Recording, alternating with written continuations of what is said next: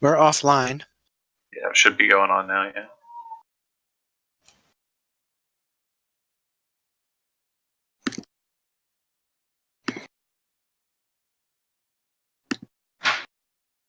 Yeah, there it goes. Test, testicles.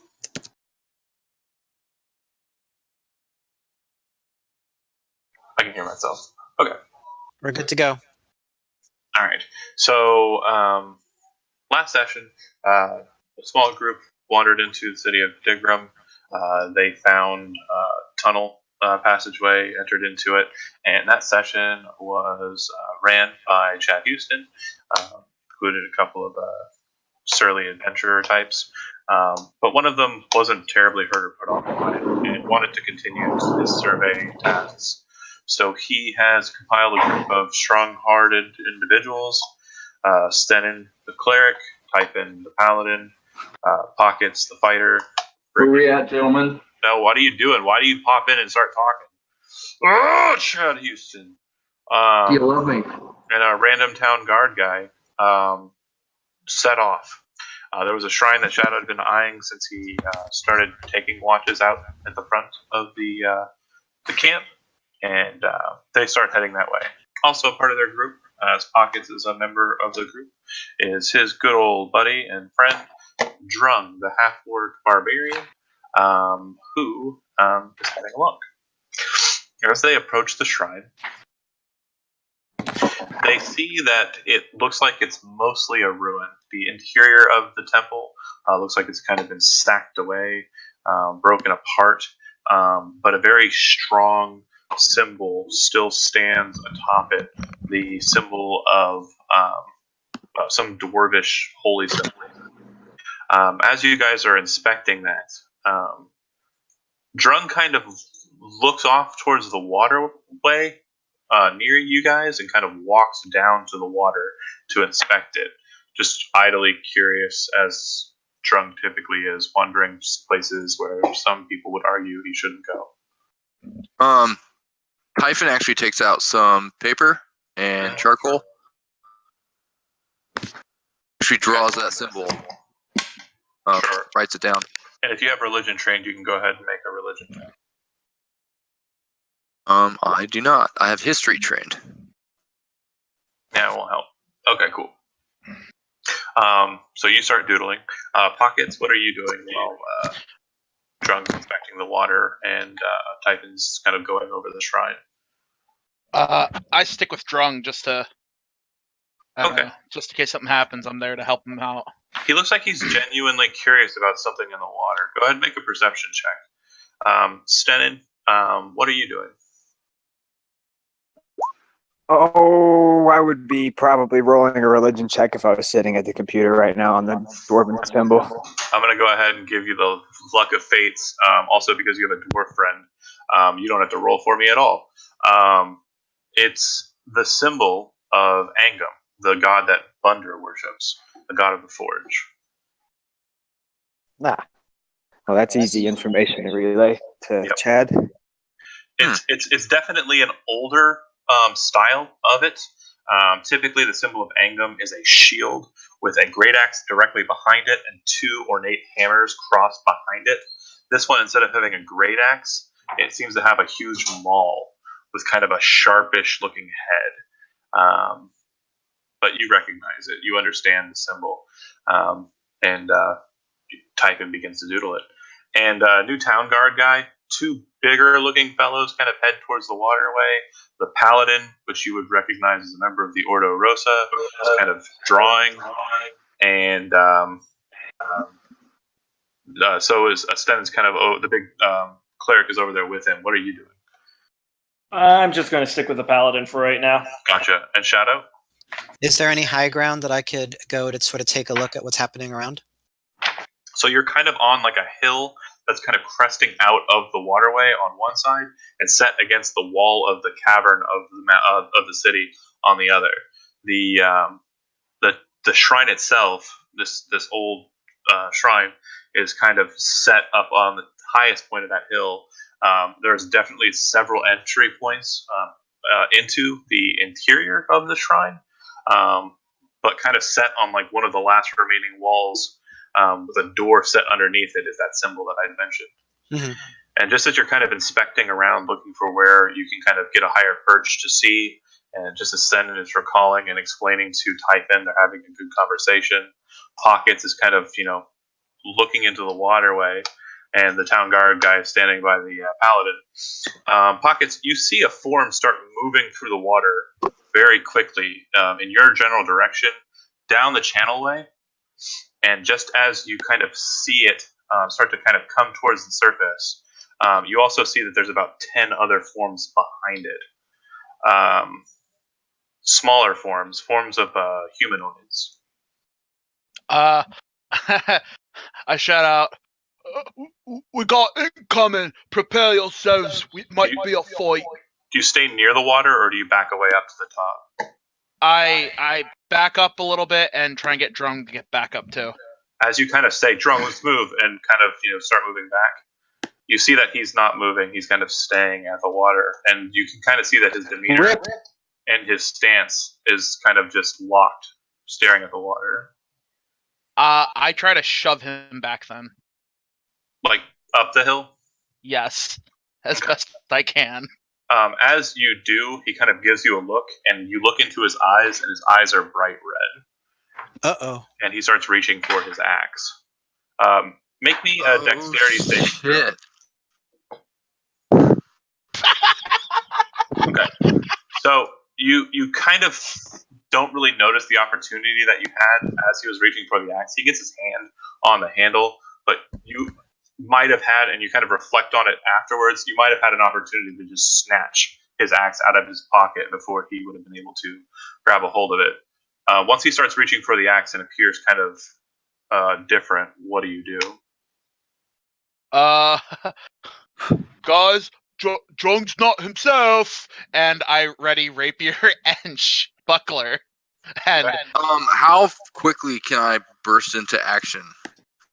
So you would be at the shrine kind of looking at it, so you'd probably be about 150 or so feet away from them. Oh, shit. Distance Okay. away. You can hear them, but you're not going to be able to make it to the waterway very quickly. If you dash, you'll probably be about halfway there.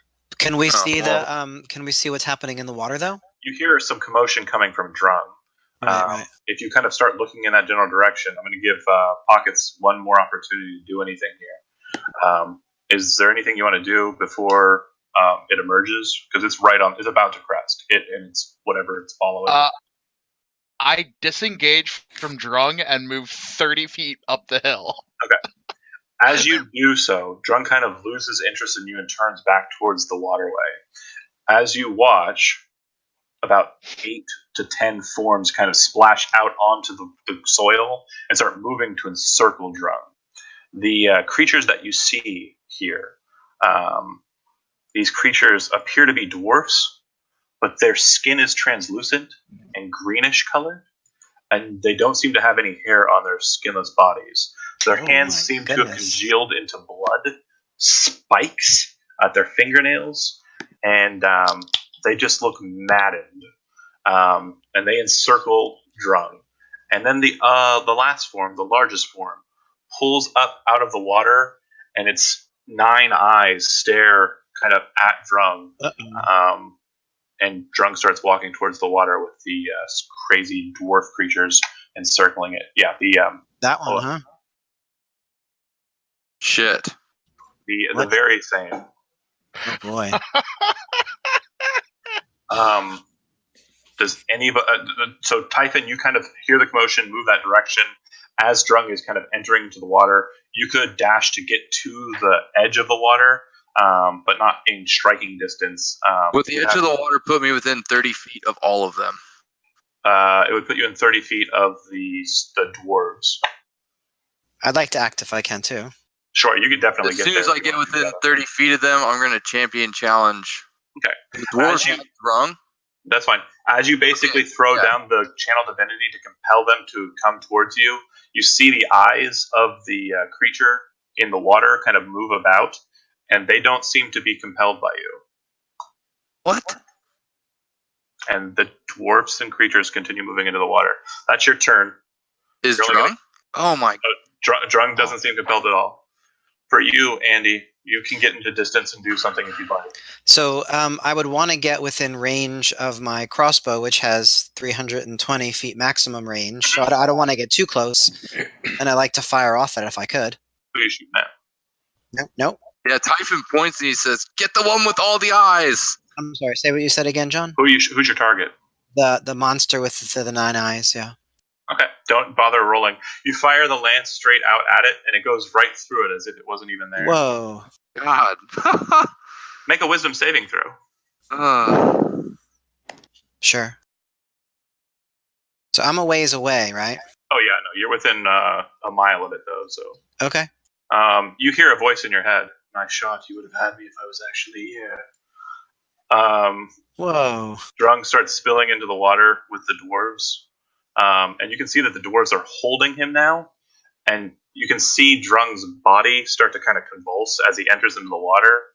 And his skin starts to do the same thing that their skin is doing. Start to be able to see through Drung. Jump in after them? So you've acted. Stennon, did you dart towards them as well, or? Yeah, and this is some shady stuff going down. For sure. Do you want to go after the dwarves? Shoot lightning into the water? Yes. Yes. I do. Tell me how that works. So that'd be thunder. But that's fine. So you throw out your spell. Are you centering it on like the dwarves, or are you trying to cast it on the creature? Dwarves. The dwarves. The scum. Yep. All right.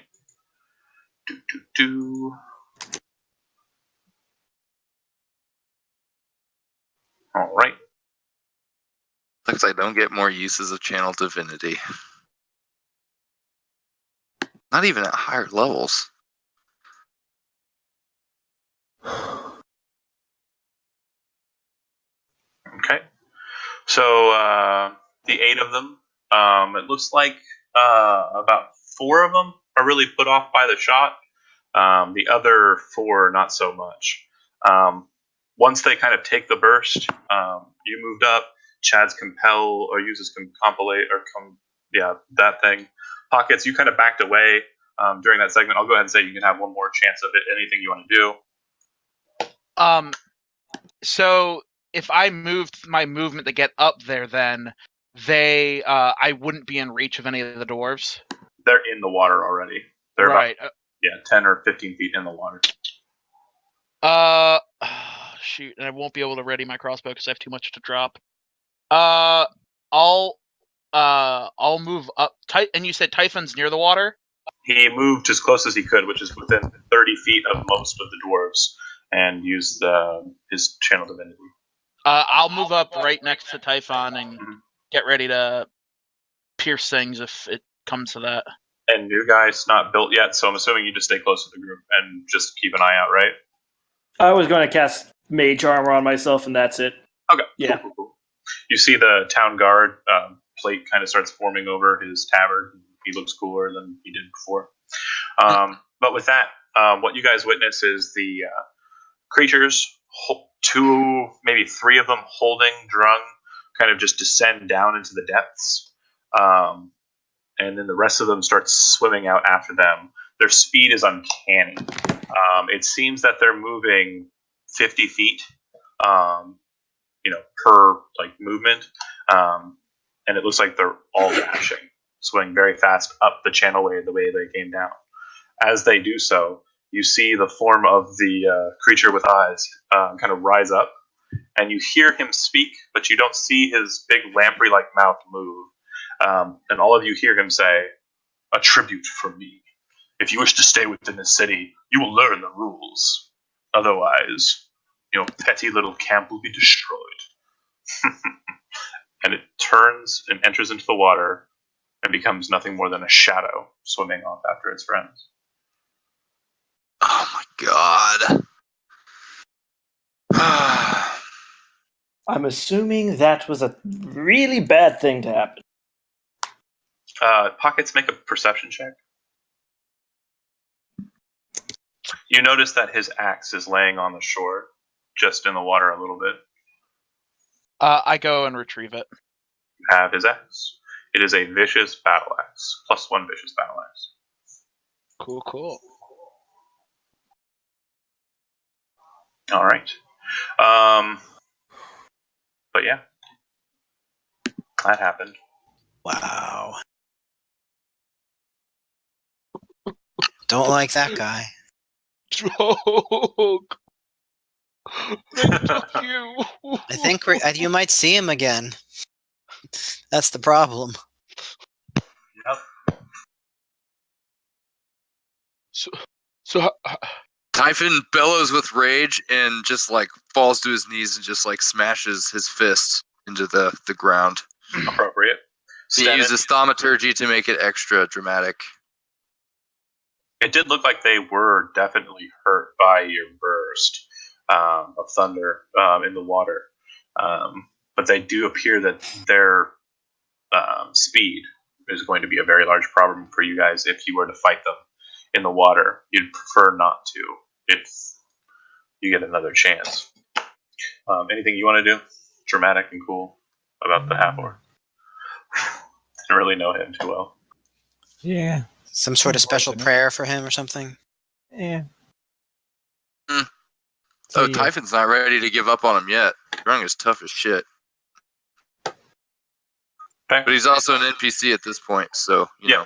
That's why I was removing him. I also wanted to make sure you understood the equation. Yeah.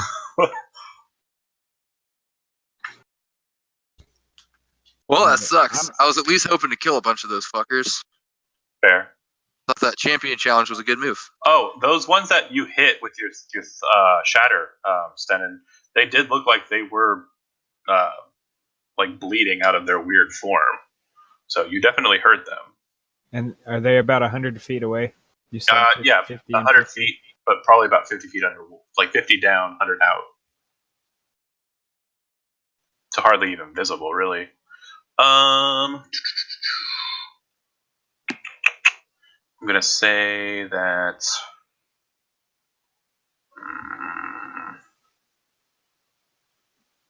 So you'd have disadvantage because of range. Does it return back to you? No, I'm gonna have to go fetch it if I want it. Yeah, it hits the water, and kind of disappears under the water, and then you see it kind of rise up out of the water after a large burst of light kind of burst out, and it seems that there's kind of a form floating in the water there, with it stuck in its back. Yeah, metagaming. There's a form with it stuck in its back, as in you impaled it, and it's stuck and floating 100 feet out from you. You got one.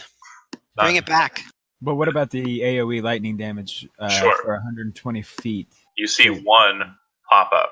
You don't said see they're any others. 100 feet away. Okay, whatever. Yeah, I'm good with it. You see one pop up, right? Got one. Reel it in. Yeah, I go get my javelin. You have to figure out what this thing is. I mean, in order to get the javelin, you have to take all your armor off, swim out there and get it, I'm very and strong. then come back for it. No, I'm very Let's put strong. some ropes together. We put some ropes together and tie them off. Hold on, I see how it works. There wasn't an attack roll necessary. You just cast a mini lightning bolt. I get it. Okay. Sorry, I thought it was an attack roll. So I need, with the 120 feet range, you could probably get 3 in it. Let's see.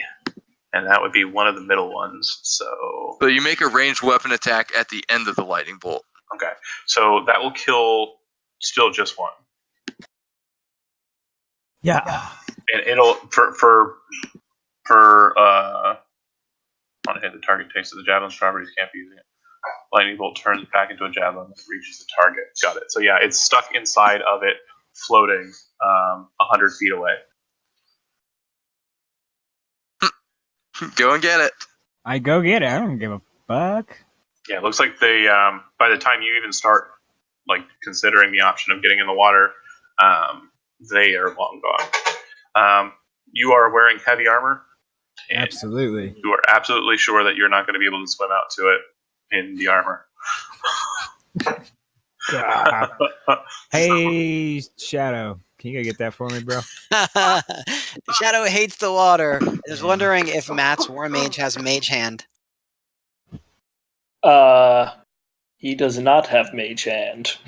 Damn it. Pocket drops his pack then and his equipment and swims. No. Shadow, make a perception check. Sure. Wrong kind of check. Hold on. Try again. So, Yeah. Yeah, you think you're gonna have to go and get it. Stennon, also make a perception check. If you wait for about a half an hour, the body will eventually float by you because the channel way flows out of the city and towards That option right there. Okay.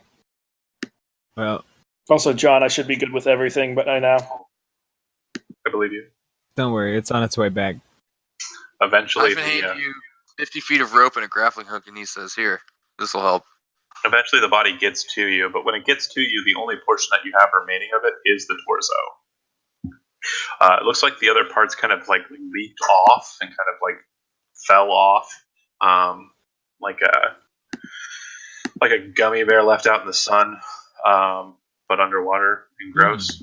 You have the center portion, which has the rib cage and a bit of the gutty where it's kind of trailing off after it, and your javelin, which was also kind of helping it float. What sort of creatures are these? You can make an Arcana check if you have it trained. The kind that need to die. I think, Matt, you would probably be the guy who has that. Sorry, I missed that. I have which? Arcana. Oh, yeah. So you would know that the larger creature was an aboleth. You would know, based on the shot that was shot at it, that it wasn't actually the aboleth, it was a manifestation. Aboleths within their lair can create manifestations of themselves to present themselves to people. They can still perform their lair actions from that form. The other creatures that were with it are known in are known by two names. They're either aboleth servitors, or they're also known as scum. And basically, an aboleth slime or mucus can kind of change the physiology of human forms, and after a duration, changes them into mindless aberrations, shells of their former self that fight only at the behest of the aboleth. Well, they were looking for the baddest dude. They got the wrong one. Ah. I know, I'm right here. You say as you pull your freaking javelin out of it. All right, I guess it's time to check out that symbol again and see if we can get into the shrine. It's about 45 minutes to an hour after you guys started kind of going in on the shrine. You guys start inspecting it with a bit more rigor. You would see that inside of the shrine, someone is echoing. Who is that? Who would that be? Hello. Okay, it's gone now, I think. Oh, no, it's not. It's Joe. I knew it. Oh, Joe. I love you. Anywho, you would see that inside the shrine, the only thing that really stands inside of the shrine is an altar. The altar looks like it's about 10 feet wide, about 5 feet high, and it's kind of like a square.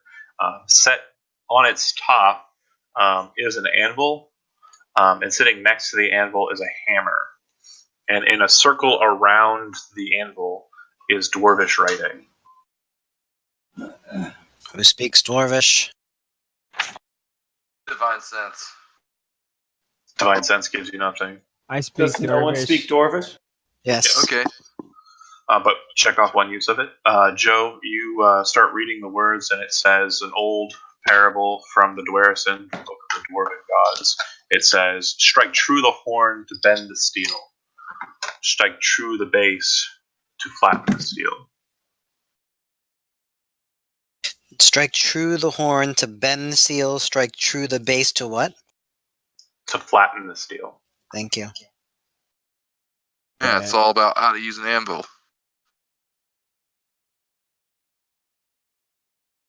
That's what it says.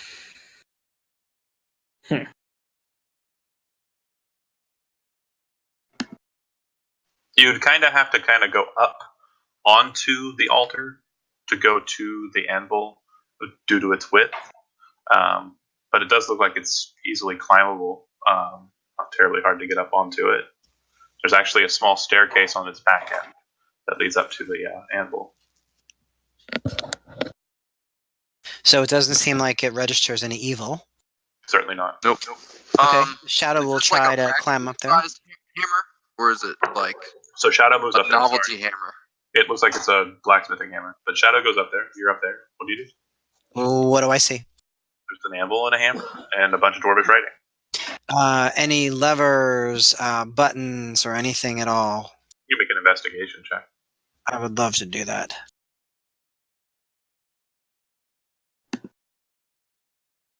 Cha-ching.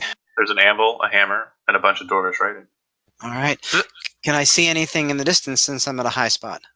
So you're kind of looking around the shrine, and you can see the broken walls. It looks like the symbol on the outside is mirrored on the inside of that same wall, symbol of Angum. Kind of from this position, too, you can see out into the, I'd say, bay of the city, which is actually just the flooded middle portion of the city. And you can see that there's a lot of movement inside the water. Looks like there's a lot of activity in the water there. Even from this distance, you can kind of tell. It just looks like there's small lights kind of blurring in the waterways. It looks like there's something inside of the bay. So Shadow will mention that to everyone else, then he'll do a backflip off the top and sort of land on all fours. Mm-hmm. Okay.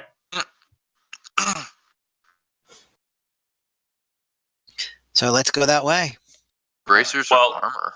Again, that's some hundreds of feet, thousands of feet away. That's like the bay of the okay. city. Yeah, I'm just saying, like, even from this distance, you can kind of tell that the city that you've been kind of looking at from this kind of vantage point, you're seeing that it's not so dead of city. It seems to be alive. Even the water is active. I see. But no, there's certainly something about the anvil, hammer, and dwarvish writing that's important. Are there any like loose bits of steel or weapons lying around? The only metal that you can see present is the head of the hammer and the metal of the anvil. So strike the base to flatten the steel. So could someone do that? Anyone have that kind of a weapon? Oh, Joe? Typhon goes and picks up the hammer and just like You pick up the blacksmith's hammer. slam the head of it right down on top of the anvil. Okay. So are you slamming it on the center base portion of the anvil or on the horn of the anvil? The horn and then hit it on the base. The second you hit the horn, the altar beneath you starts to move towards the back of the room, with you atop it. Everyone else who's standing kind of outside of the altar, you see that it opens up to reveal a staircase that leads down into the mountain wall behind the shrine. There we go. There's an opening here. Let's go kill that creature. Typhon hands the hammer off to Stennon. And he says, I think you should hang on to this. All right. Okay. As you try to move the hammer off the altar, it kind of snaps back and lands next to the altar. Oh, nice. Like next to the altar, next to the anvil. So it's like... As you kind of like move it off of the altar, it moves out of your hand like the Mjolnir style and slams back onto the ground next to you. That's totally fine. Because that's how it's basically just an on-off switch to open and close the door. Effectively, it is a dwarvish on-off switch to open and close the door. Leave the hammer there. Typhon, is it dark down in this stairway? It does appear to be quite dark. Okay, Typhon takes point, pulls out Lumiere, and activates light. Okay. And you start to descend down? Yep. All right. Okie dokie. Does anybody else have light? Yeah, I have light. It happens. Okay. I'm wearing my goggles of night vision. Should already have that key. I don't need light. Nor does Shadow. Neither do I, but I'm the angler's angle. Hey guys, come get me. All right, perfect. All right, so as you descend down, you kind of have like the first thing you notice is that the ground up above and all throughout that you've been walking on has been slick with kind of like a mucousy substance, and it's inhibited your ability to move, which is again why you probably didn't reach the shore as quick as you had liked to have saved Drum. But once you open up this passageway down, you kind of get like a gust of dry air, and you can see that the steps beneath you are not covered with mucus. They seem to be dry. Nice. All right. The stairs go down for a bit, but then they begin to spiral down, breaking to the right from their straight down path. The stone to your right, the wall to your right, gives way to an open pit encircled by the spiral stairs. So the stairs kind of loop around that pit. Directly below, you can see where the stairs lead into a hall with dwarvish patterns painted onto the tiles. The pit of the stairwell appears to descend well past your line of vision. Upon kind of seeing the hall, you can see that the walls show the dwarvish craftsmanship of those who built up this place. Each wall is a mirror of the opposing wall, showing 5 dwarves with one fist over their chest, the left fist, and another hand raised high holding some sort of rod. And bear with me.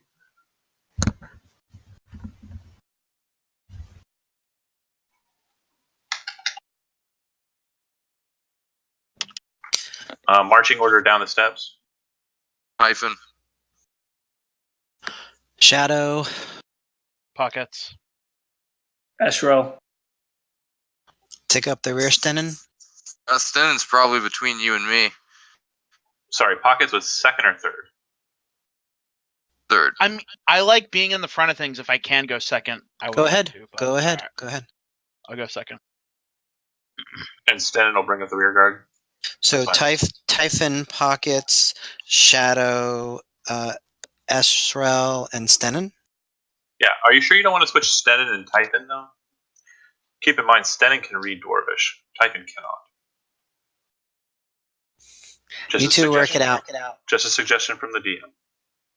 No, that's fine. Joe's doing whatever. He's AFK right now. Okay, that's fine then. We'll just leave it as is. So Okay. while we're doing that, can you tell us anything that we would know about Angum? You wouldn't know much other than Bunder worshipped him. Okay. Oh, and he's the god of the forge in the dwarven tradition. So the forge is in crafting weapons, Creation. working with steel, creation. Metalworking. I'm like on not exactly on edge, but on alert. I'm sure trouble. Sure. You definitely recognize a certain quietness to this passageway. Certain quietness. Yeah, there's a kind of a dank quietness to this dungeon. You've been in several dungeons. This one is particularly quiet. It still is the grave. And so, yeah, these walls that you're about to pass through, it appears that they have 5 dwarves on either side. Their left hand over their chest, their right hand raised over their head, holding a rod. Are they statues or are they like relief carvings? They're kind of carved into the wall, but they're not not full like bas relief or anything. Yeah, so they're not like 3D. They're not terribly 3D, no. So, John, when you say the left hand over the chest, does it look like they're taking some sort of an oath? Looks like they're kind of just putting their hands over their hearts or fist over their hearts. Okay. Kind of like a warrior salute. Sorry. When I get to here, I'm going to do another divine sense. 1 second. So, yeah, waste another one. Okay. The hall opens up to a grand chamber with dwarvish painted tiles and 5 6-sided pillars rising up to the 30-foot high ceiling. The smooth surface of the ceiling has paintings of a star-filled night sky, and the stars seem to catch and reflect the light from Lumiere. to the south of the chamber, the southeast floor appears to have fallen into a lower level, and a passageway that appears to head maybe south seems to suffered a cave-in as well. The passageway to the south there, and to the west, there's another passageway filled with fallen stone. The open way to the north seems to lead into a side chamber to this hall, maybe like an antechamber or something to that effect. But in the center of the hall is a grand brass bowl set on a dais of light blue stones that appear to take the shape of an 8-pointed star. You would notice too, as you kind of see that symbol, you kind of look back, the dwarves' fists that are over their chests have that symbol, that 8-pointed star, on them. Someone should definitely check out that bowl. Alright. Typhon Okay. looks at Shadow and he says, Everybody make You a ready? perception check before you start talking, though. okay. Pockets, good. Good. I got a 15. And War Wizard? Okay, you guys are all good. You would know immediately that any sound that is made just by walking so far is kind of echoing, and you know that louder noises might echo further.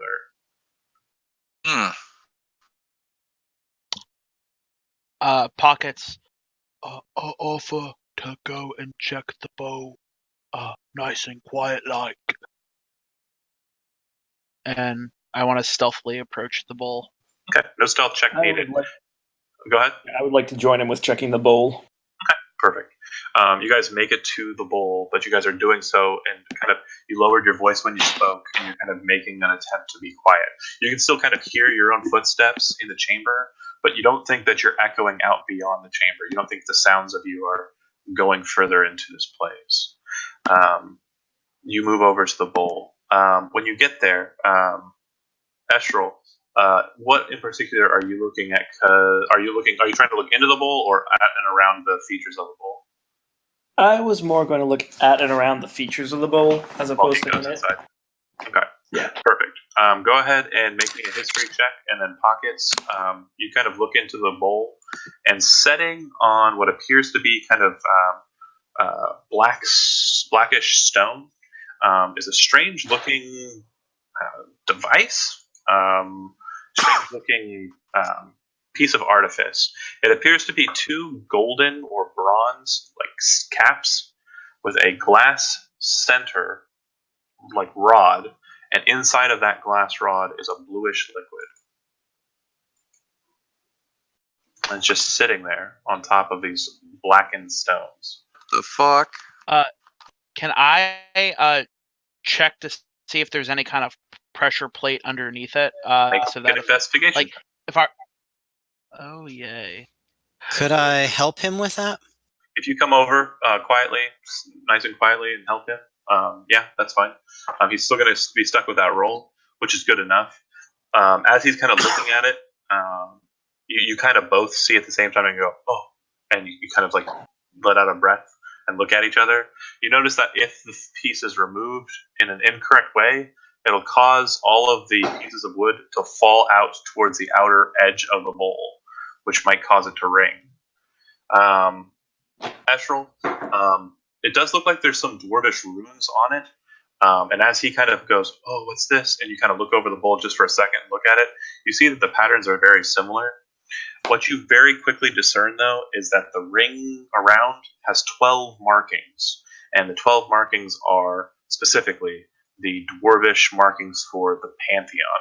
Or not the Pantheon, sorry, the Zodiac. My brain did a part. The Zodiac. So it's the 12 star signs of the 12 seasons, or 12 months of the year. Looks like those 12 signs are mirrored on the strange piece of artifice. If no one says anything about don't touch it, you know better. Yeah, I mean, okay. You and Shadow are standing there looking at it. You know better.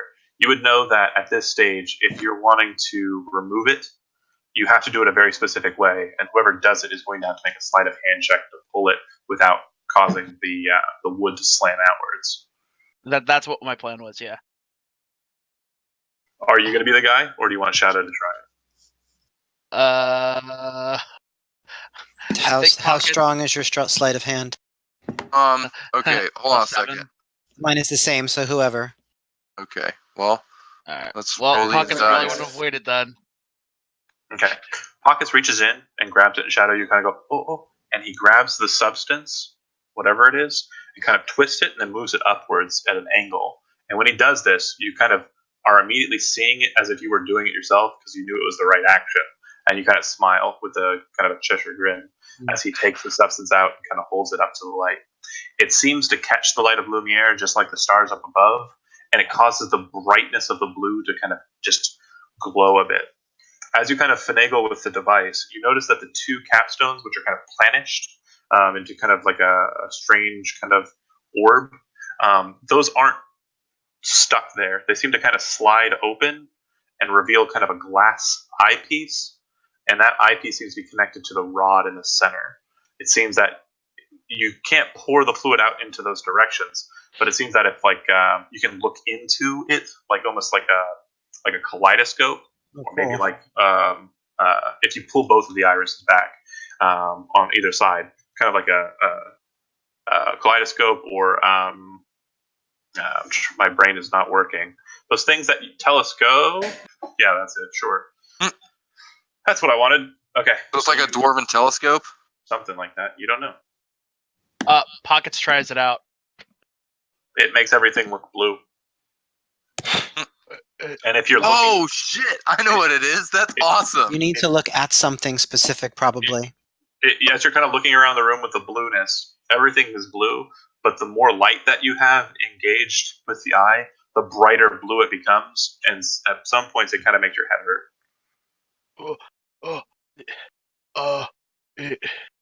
If someone else wants to give it a try, it gives you a headache if you look through it with a lot of light, but maybe there's more to it. I'm not quite good with these things. As you kind of like are saying that, you hear a come from the passageway beneath you, that big hole in the ground. But then it kind of you hear like a clicking sound. Oh shit!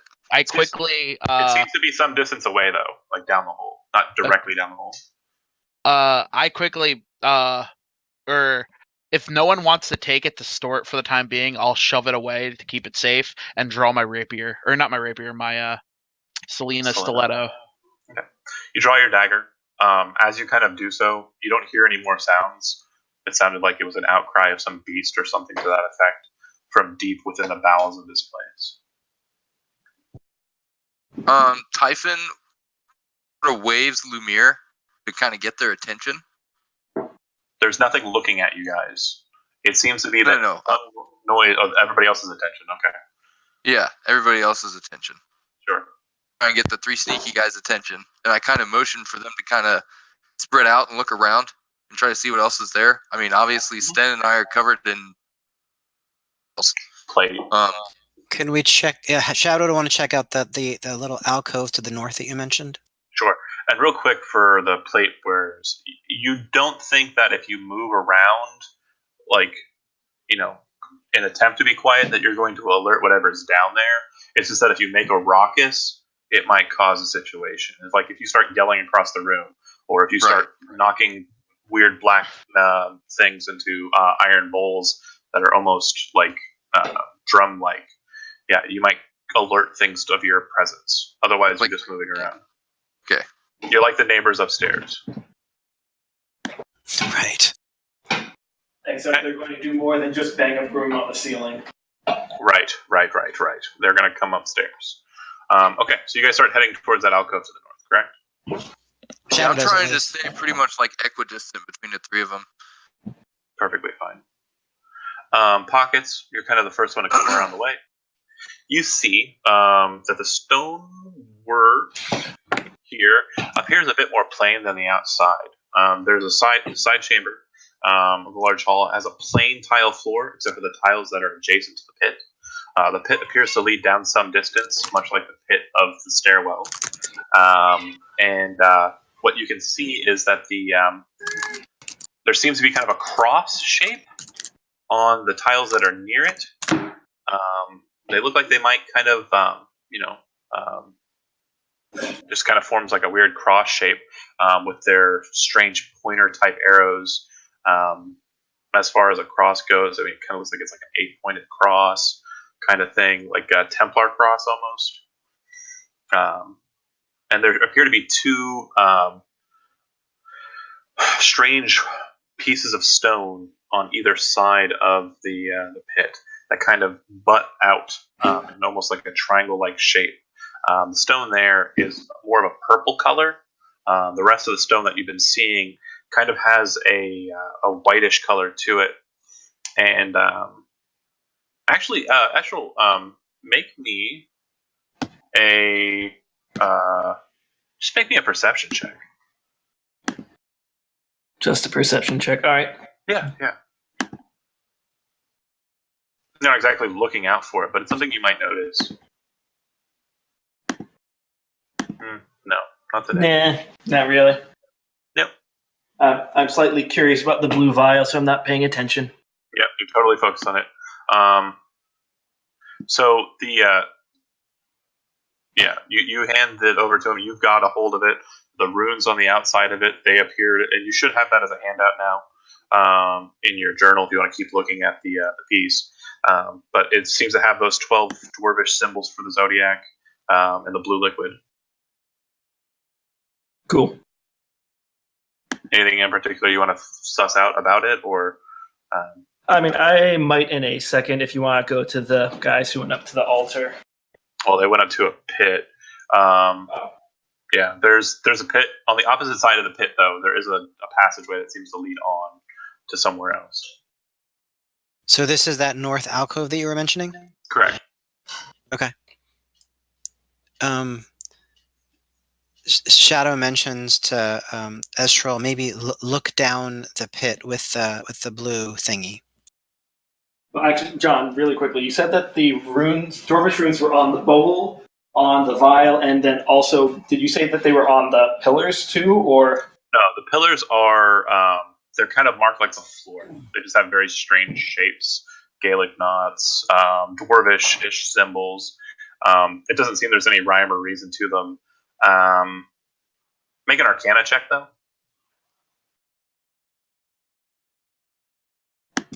Oh, sorry. Cat's clawing my back, so it's hard to hit the right one. It's okay. The floor patterns don't really make much sense to you, but when you look up to the sky, you see that it's a very accurately drawn sky, in that it seems to show approximately, if you were out in the night sky, where the stars would be. And the reason why you're able to figure that out is because you can kind of see the actual constellations that form the zodiac kind of up above you.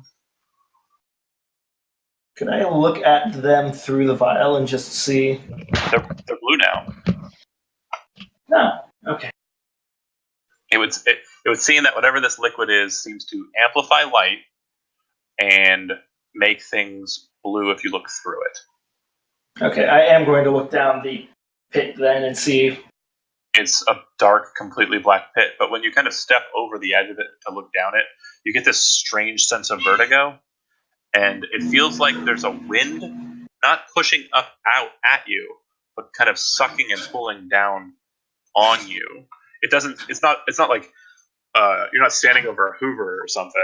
There's kind of this strange kind of pull or tug as you kind of stand over it, and you kind of keep back a little bit, but look down the thing, and it's just blue. I feel like this hole is more for things to go into. Gotcha. Not out.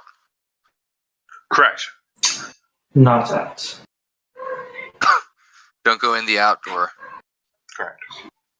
You would also know that in this smaller chamber, which has about a 12-foot high ceiling, the echoing doesn't seem to be echoing out from this chamber as much as it was while you were inside of the main hall.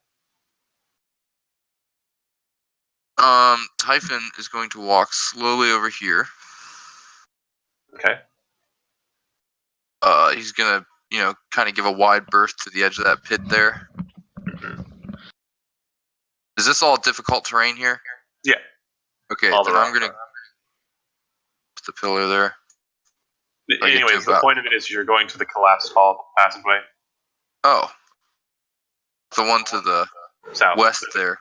There's a collapsed passageway. Yeah, it looks like thousands of pounds of stone were kind of dropped in as the hallway kind of just buckled in under its own weight. Make me a perception check. Okay. Mhm.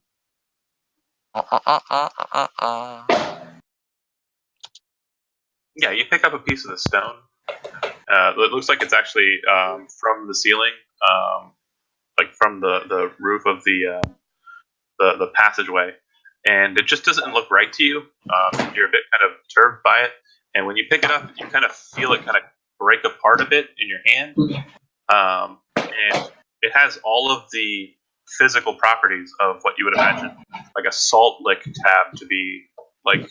It looks like you're holding a chunk of salt, compressed, hardened salt. Is it stone colored or is it white?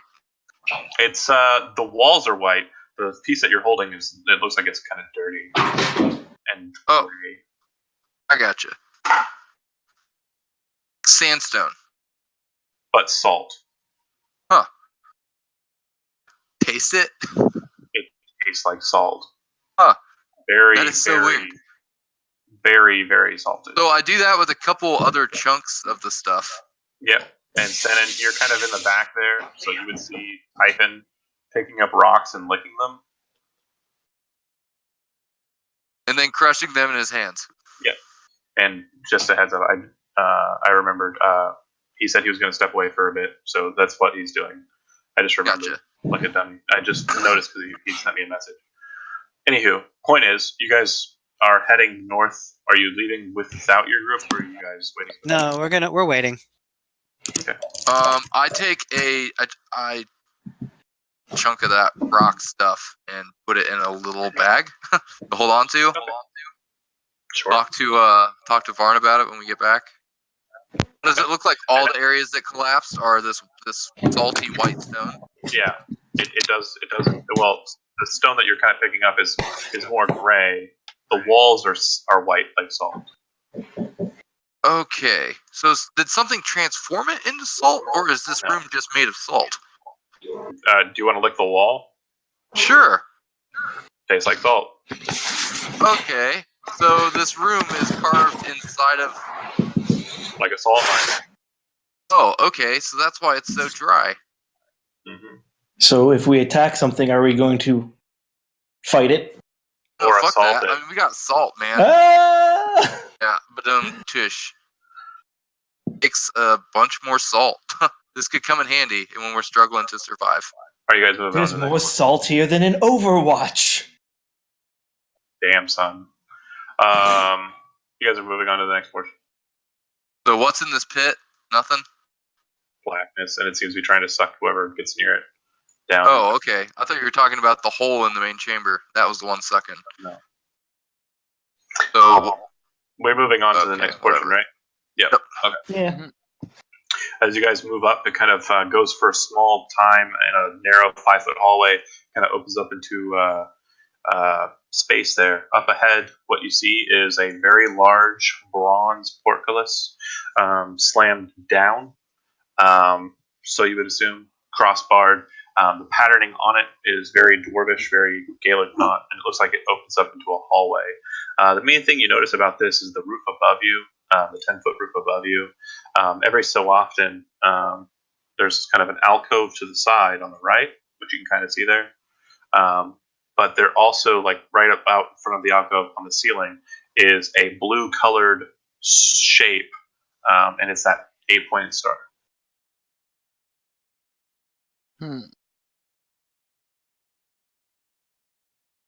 Should you look at it again with yeah, look at it through the thing. Yeah. It, Sounds it- good.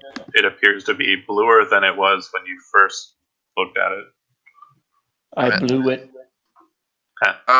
Look around. Look at the areas around it. Like it's indicating you need to use it. Yeah. Well, I'm just going to hand the thing over to Typhon so he can take a look through what he wants to. Okay, fair enough. So this is all behind the portcullis, right? Correct. So the portcullis is down. We can't go through.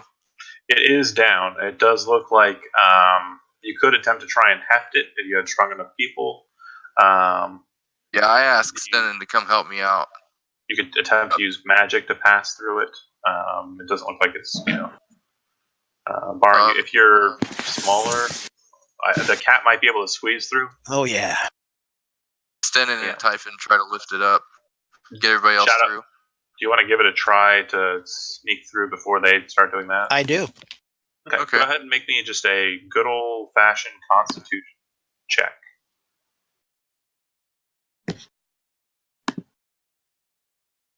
You're not really trying to force your way through.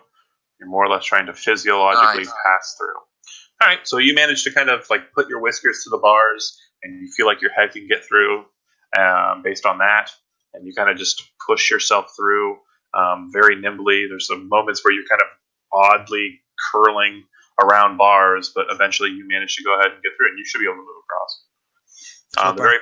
The very first thing you see is a statue in a recess, and it appears to be a dwarf with both of his hands out in front of him, open, and it looks like he has symbols kind of carved into his hands, and he appears to be a dwarf, very similar to the dwarfs that you saw in the relief in the entry hallway. Typhon reaches through the bars and hands the blue thing Shadow, and he's like, psst. Sure, he'll look at it. It is blue.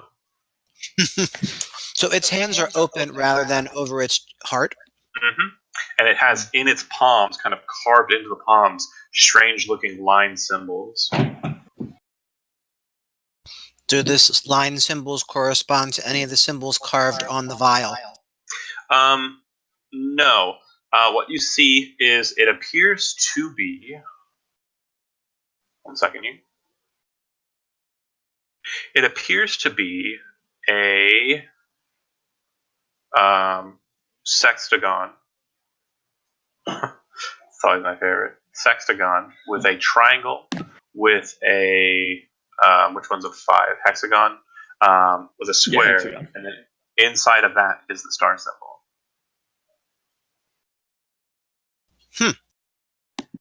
Okay, I'm just gonna wait.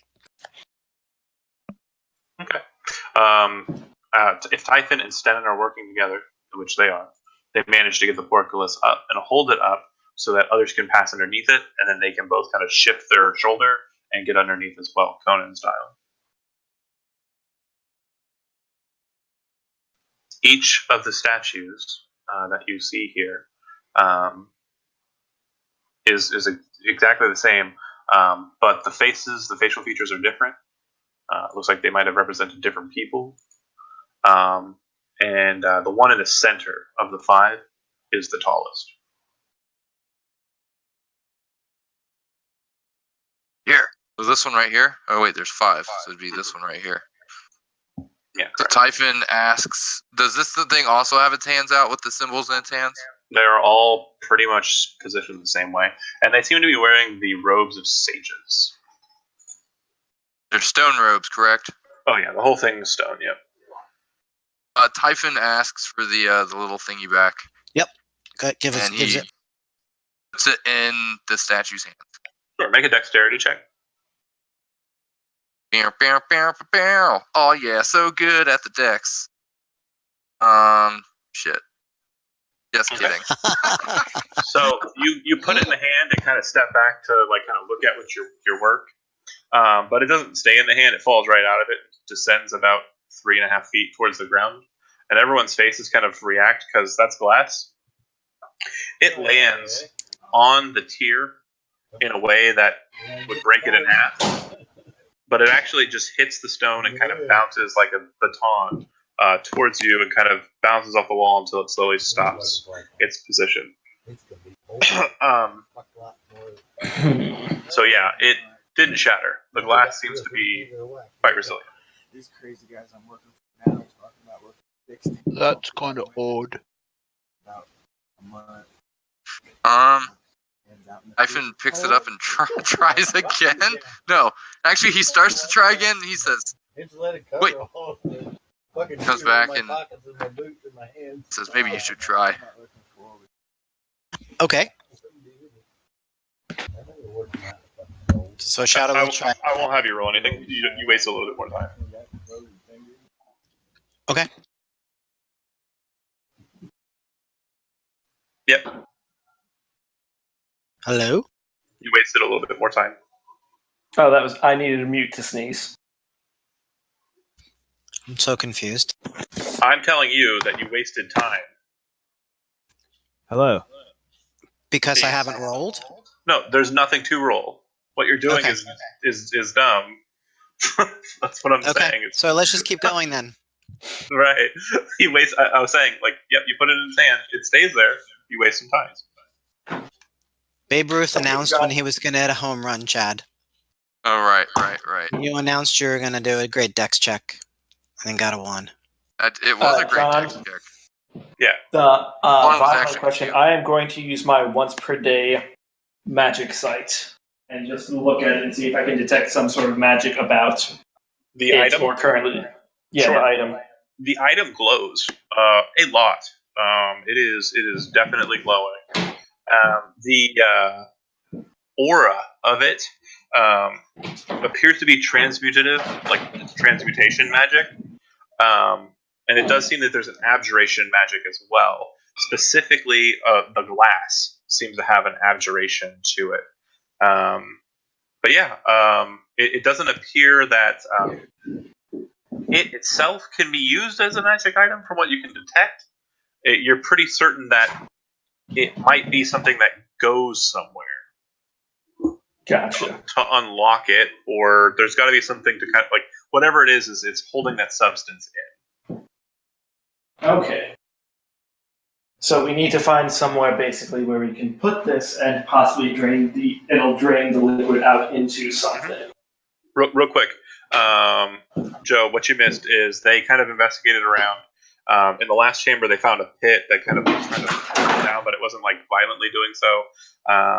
And they found a strange vial with blue liquid in it.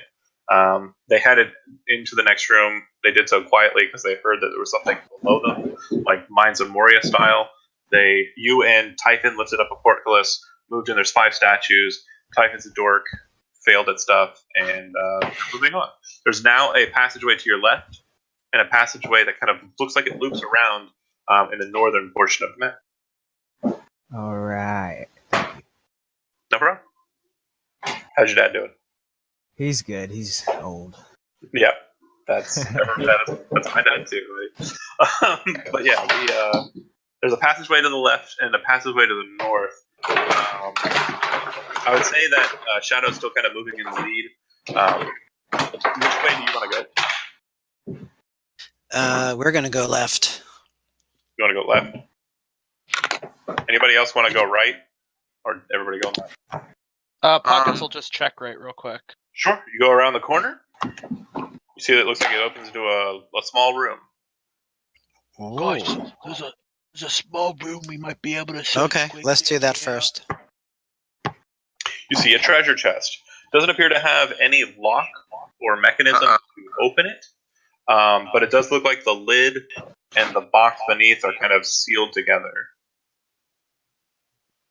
And it looks like it's sealed together by a bunch of small welds on it. The welds are 8-pointed star shaped. Ooh. Typhon, because I have encountered more than a couple mimics in my day. It's not a mimic. Actually, you go up to it, you tap it with your sword, you start getting investigative, looking at pockets. Yeah, that's basically like I put my shield arm out in front of pockets, and I kind of ease up in front of them, and then it's not one. Stab the chest with my sword. Yep, your sword deflects off of it. The chest isn't made of wood; it's made of steel. But yeah, it doesn't appear to be a mimic. Typhon nods in satisfaction and then steps back and says, "All right, it's dead."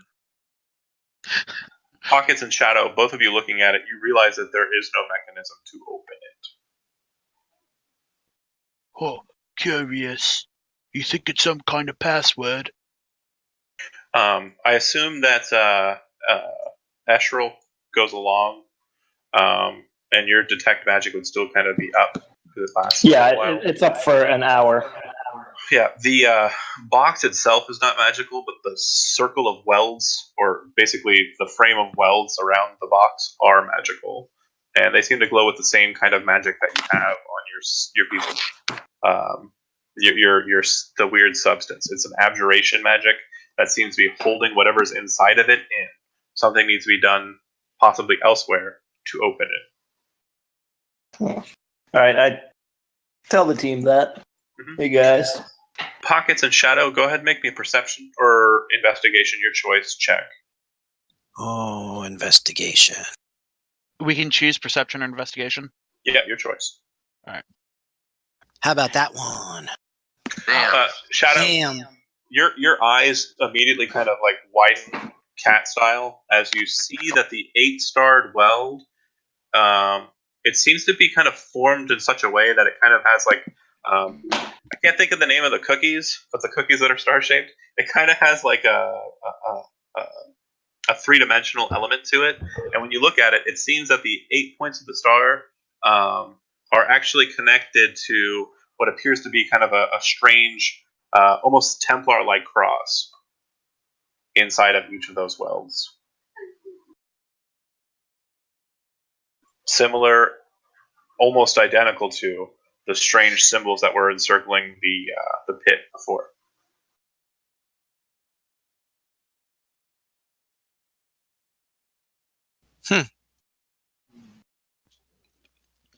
Calls over the others and mentions that.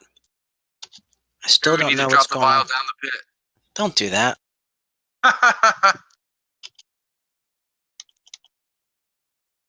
I think Stennon's about to shatter it. That was my first thought, but I don't think it would work.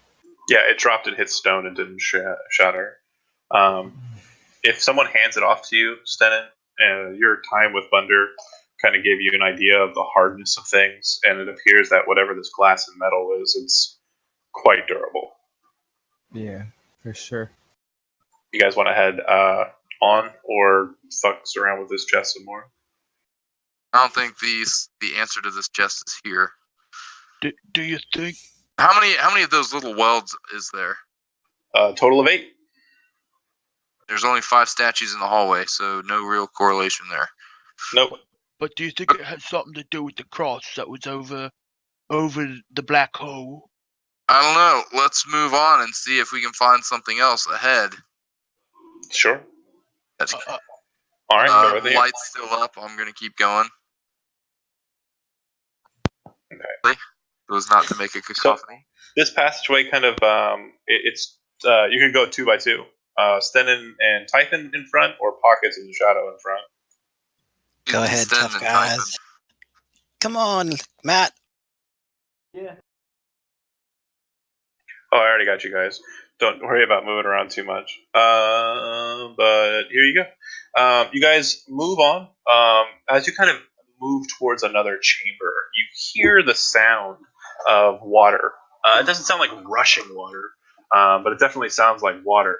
And as you kind of come up to the stone in this chamber, you can see that it kind of has like a slickness to it, stickiness to it, a mucus-like nature to it. The ground it's not thick enough to cause you to have difficult terrain, but you're 100% certain, especially those of you who have ever fallen down comically, that if you were to run in this chamber, it might send you ass over tea kettle.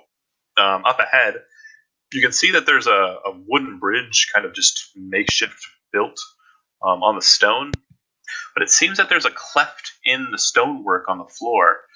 As you kind of look in, you can see that there's a high vaulted ceiling, this one about 50 feet high, and it has the very same kind of stars and patterned above it. If you've ever been to a planetarium, it's literally what you need to be thinking about.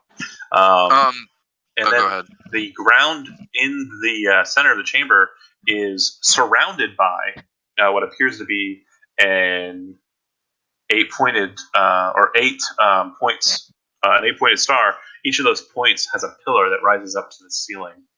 And in the center of that star is another dais. This dais made out of a goldish or burnished stone, and there's another brazier set inside of it, much like the one in the first chamber. Typhon walks up to the edge of all this mucusy slickness, and he reaches into one of his pockets or bags or whatever that has all those, and he pulls out a pretty big one and just crushes it up in his hands and like flings the salt all over the mucus. Okay. Yeah, it's now kind of got like salt dissolving in it. Not much to it besides that. Yeah, worth a shot. Sure. Looks like the ways across are attempt to run and jump over, or you can go across the bridge and head on it.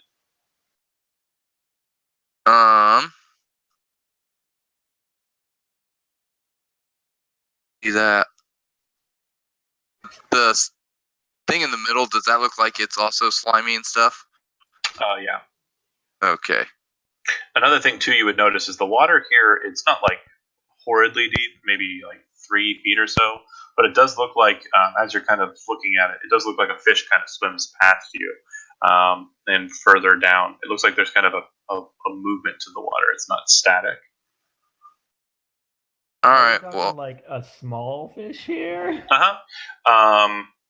Yeah. If you kind of, wander over and look down at it, Etrel would see that the fish is kind of like a small white fish that doesn't appear to have eyes.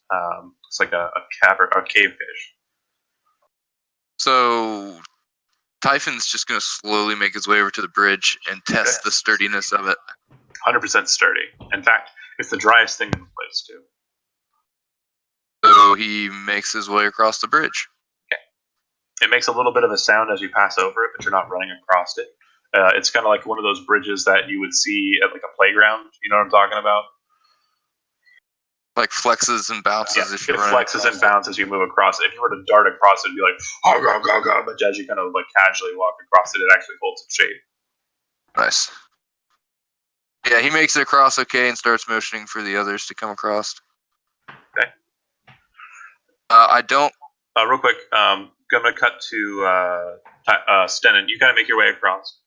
Is there anything in particular that you want to go ahead and move to first? There's a brazier in the center, a brazier, whatever, however you pronounce that word, in the center of the chamber on a kind of goldish dais. There's pillars that don't really have much markings. And kind of from this vantage, you think you might kind of see, maybe make out, there might be something on this wall over here. Yeah. I'll move to check out the far wall. Okay. All right. And then, let's see, Etrel, after kind of taking a gander at a fish, what would you like to kind of check out? You said there was a wall, and what was the other thing? Brazier. Wall, brazier, the water, not much besides. Let's go with that brazier. Okay, same pattern. I'm assuming pockets and shadow are both with Etrel in the same fashion as the first one. Yep. And Typhon, you're moving in, kind of guarding as well. Anything in particular that you want to kind of suss out for yourself? Do you want to go with Stennon, or do you want to stay with the guys at the brazier? Or do you want to check out the water by yourself?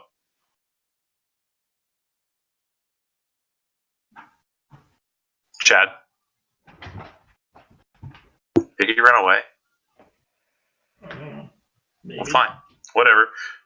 Let's go with Stennon first. Behind the pillars, the wall kind of breaks into two like hallways, small little hallways. These are about 8 feet high, so the smallest roof that you've seen so far in this place. There's a door on the left and a door on the right. Okay. You head around. The walls here don't have much patterning to them. They're just completely solid white, and you kind of have like a dryness in this chamber, kind of almost chokingly so, but not like killing you or anything. You kind of move around and enter into a 15 by 10 chamber, which you can see there. It's not shown there, but set in the wall, there's kind of like a small alcove that's kind of been cut out, and laying on that alcove is a dwarvish skeleton. And in his hands, which are still gloved, the gloves kind of look like they've been kind of rotted away, but in his hands, he's holding a dagger. The dagger has kind of a star-like pattern at the sword or at the guard, but the star-like pattern has a complete circle cut out of it that you could like look through, or like it's like hollow. Like there's a hollow center of the blade. It kind of has like a bluish-looking handle, and it looks unique. Looks like something interesting. Heck yeah. It also looks like it's untarnished by time. Yeah, I'm gonna grab that. All right, cool deal. While you're doing that, go ahead and you guys look into the thing. You'd see that there is in this one, just like the last one, a strange-looking device.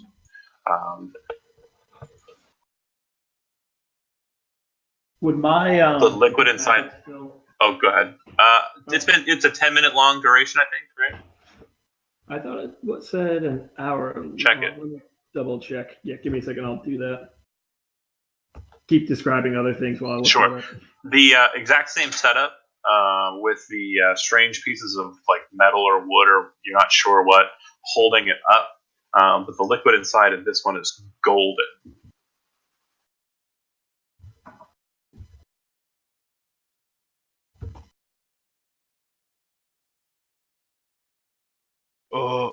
You want me to do it, or do you want to do it? Doesn't matter. I could help. All right. Okay. Let's nab it. I'll say it has maybe like a couple more seconds, minute or so.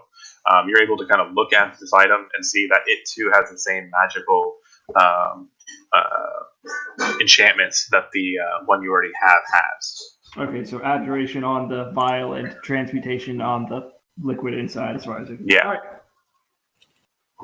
All right. Which, I mean, again, now looking at it and kind of investigating it and thinking about it, what you're assuming is the abjuration is the safeguarding magic. It makes the thing like more durable than glass and bronze would be. And then the liquid transmutation portion seems to be manipulating the way light passes through it. Gotcha. Cool. You reach down, you grab the item, you kind of move it about, and as you kind of turn it and twist it, like you think you've got it, but then you kind of pull up, and Shadow kind of the rungs on the outside of it kind of push out, and you hear a dong dong dong sound as the pieces slam to it. Almost in response to it, you hear a shh as water kind of moves and like break. Typhon draws his sword. And you hear the sound of a sword being drawn, but then you hear the sound of splashing as two, maybe three creatures hop out of the water. Upon looking at them, you see that they are dwarf in nature, but they appear to have translucent skin. Oh, those bastards. Roll initiative. Yeah, baby. Pockets Okay, like also- get them. Fuck yeah! For drunk. John, They don't look like the same ones, but yeah. I beat you, Typhon. John, I couldn't set up initiative properly because it's supposed to be my dex plus my int. Oh, you bastard. Oh. Okay, so I got I you. set it up should Be be the highest I can roll. That's why I have break ties on. You can change your initiative on the board for now. That's fine. I can figure it out later. Yeah, I just for right now I just put it as int since that's the higher of the two. Oh, okay. Just cause. All right, we'll roll them.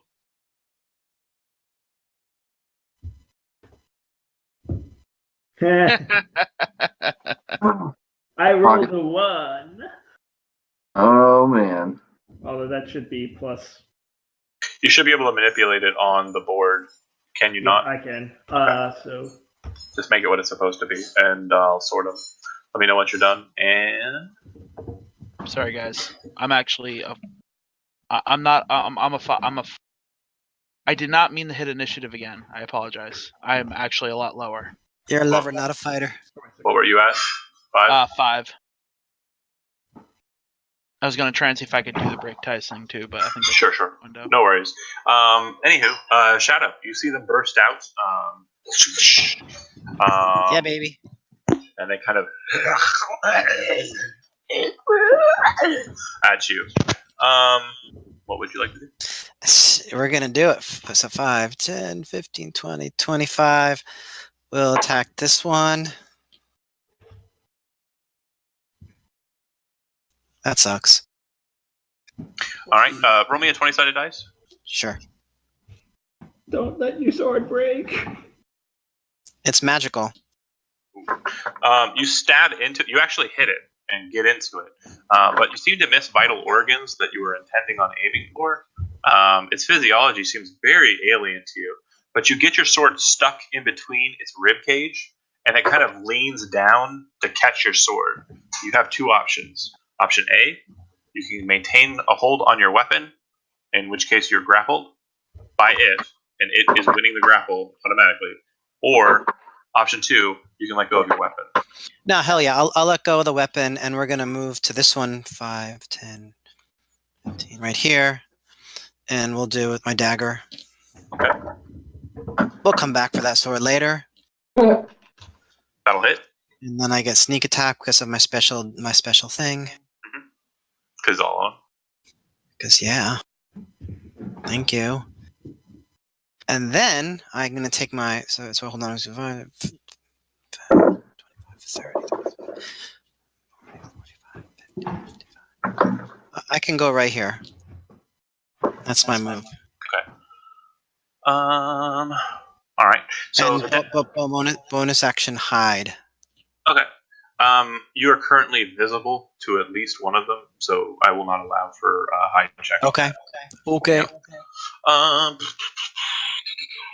The dagger slides in nicely and cleanly.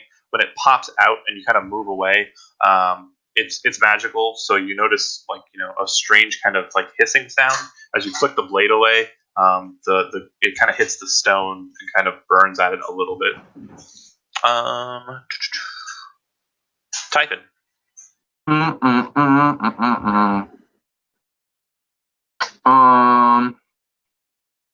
Oh, sorry. Catman, you got lucky because I wasn't paying attention. But count all squares in this place as difficult terrain. Oh, okay, sure. Yep. Okay, well, fuck it. Except for the ones that are in the chamber that Stennon is in. I don't even know where Stennon's at, so whatever. Stennon knows where Stennon is. Touche. 10, 15.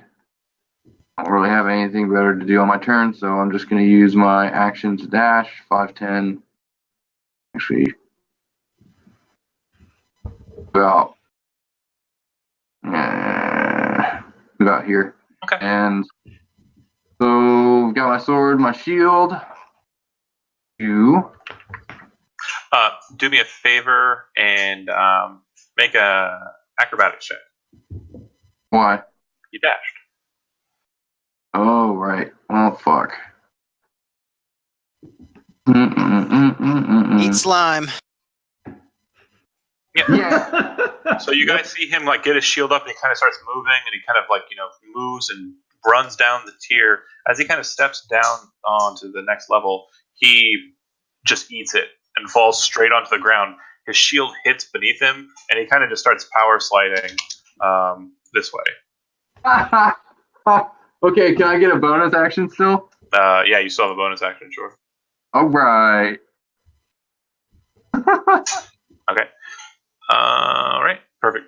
You kind of slide on your shield, and you kind of stop yourself, and then mutter some prayer to Averio. Yeah, can I try to at least reorient myself on the ground to make... You're still prone, but yeah. Well, I want to try and turn the shield slide into something cool. No, I'm sorry, you bit it, so no. So hard. Yeah. Okay. The creature next to you. Yeah. Is going to attack you twice. Attack number 1. That'll work. God damn. Really? Okay. It's attacking a prone target, so... yeah, I know. I just think it's funny that he barely made it. Make a con saving throw. Oh, hold on a second. So I take 15 damage.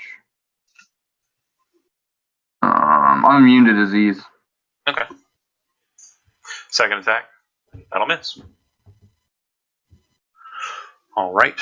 The one over here. Hold on a second. Does not seem to be as labored by the slipperiness of the ground as everyone else is. Darts straight for the town guard man. It'll attack. And then I get plus. It won't be enough. 10 is the lowest, Yeah. so you'll lose shield. Yep. God damn it. First attack will hit you, Matt, and second attack will probably hit you. So that's a total of 16 damage for you. And I need 2 con saves throws from you, please. Son of a bitch. You good? All right. You feel like it's a very strange creature, but you understand what's happening because you rolled really well and know what a scum is. Basically, they have the ability, just like the mucus of their aboleth lord, to alter other people into more water-bound creatures. So yeah, you definitely realize that this is not where you want to be at all. Stennon, you hear what the sounds of combat outside after hearing a loud dong dong dong on some razors. Your movement is not inhibited until you kind of get out onto the strange-looking floor. Your difficult terrain is there. Is like those weird steps. Yep.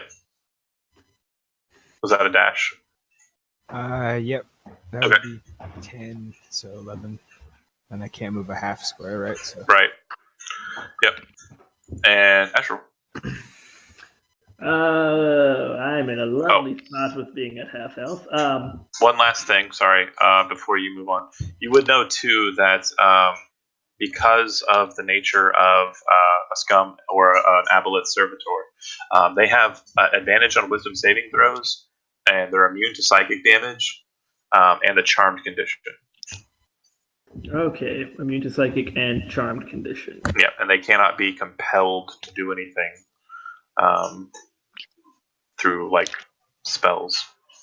Right. Well, I wasn't really planning on compelling that. Just making, I don't know what kind of war wizard you are, I'm just making sure you know that. Or like, let's say, a channel divinity. Right. Okay, I'm going to back up to 5, 10 here. So Are you disengaging? I'm not going to disengage. I'm just going to take the attack. Well, let's see if I can keep rolling really good. Yeah, 16 hit? I guess I can't take my reaction right now on that. Yes, you can. Okay, I'm going to take my reaction and use one of my War Wizard features and use Arcane Deflection to +2 to my AC. So all right, that'll miss. You see his mage armor kind of flare up and kind of deflect off the attack. Go ahead. All right, and then I'm just going to go real basic here. You basic. That's only one dart. That's so only one, yeah. Go ahead and throw 2 more d4s. Right. You can't cast Magic Missile anyway because of Arcane Deflection. Oh, you're right. I can't. Never mind. I can't do that because of that. Thank you for reminding me. Sorry, first time. In that case, let's go with that. You can't cast. I can only cast cantrips. Oh, okay. Well, 13 is actually going to miss, sadly by 1. I figured. Yep. It's sad because of all that lovely damage. It seems to be on the other side of the brazier, and you shoot your shot off. It goes flying off into the dark. Pockets. Looks like this one has kind of moved up onto the dais. Looking for a fight. Pox is pretty pissed off at these things for what they did to the drung. As he goes to strike with his dagger, he tries to. I'm knocking him, trying to knock him prone with my shield, basically. Yeah, go ahead and make your athletics check. Yes. Nice. I fail. All right, so he gets thrown to the ground. His squishy form kind of splat on the ground. It's a weird, sickening sound. Go ahead and go ham on it with the dagger. And I go to drive Selena Stiletto into him. Beautiful. Oh! Look at that. Nice job. Okay. You are not keyed for maximum damage on critical hits. Go to your cog and set that to be the case. So that'd be 9 plus 4, actually. And then go ahead and roll your sneak attack damage twice, please. So 9, 13 plus 10. 23. You put your dagger straight down into its left eye, and you feel it sink into its skull and pierce out the back and hit against stone. As you retract the blade, portions of its skull start kind of floating inside of its translucent form, and parts of its brain and bone kind of come out with the dagger as well. There's kind of a hissing sound that kind of sickeningly pops as the stone kind of like starts to kind of it's like an acid like effect. All right, and that was just one attack, right? You have 2, do you not? Not yet, no. Okay, that's right. Fighter 4. How do I do that maximum damage thing? So in the up at the top left, there's like these small little tabs. You see, there's like a cog there on your character sheet. I got you. So tell me where it is. I'm trying to do the same thing. Yeah, you're already set, Andy. Okay. But for everybody watching at home, on these sheets, the shape sheets, up at the top, there's core equipment features character cog all. Click the cog. And then when you click the cog, you go over here to where it says critical damage. You change it to critical damage is maximized. Nice. And that is it. Cool. All right. Shadow. Make a perception check. Sure.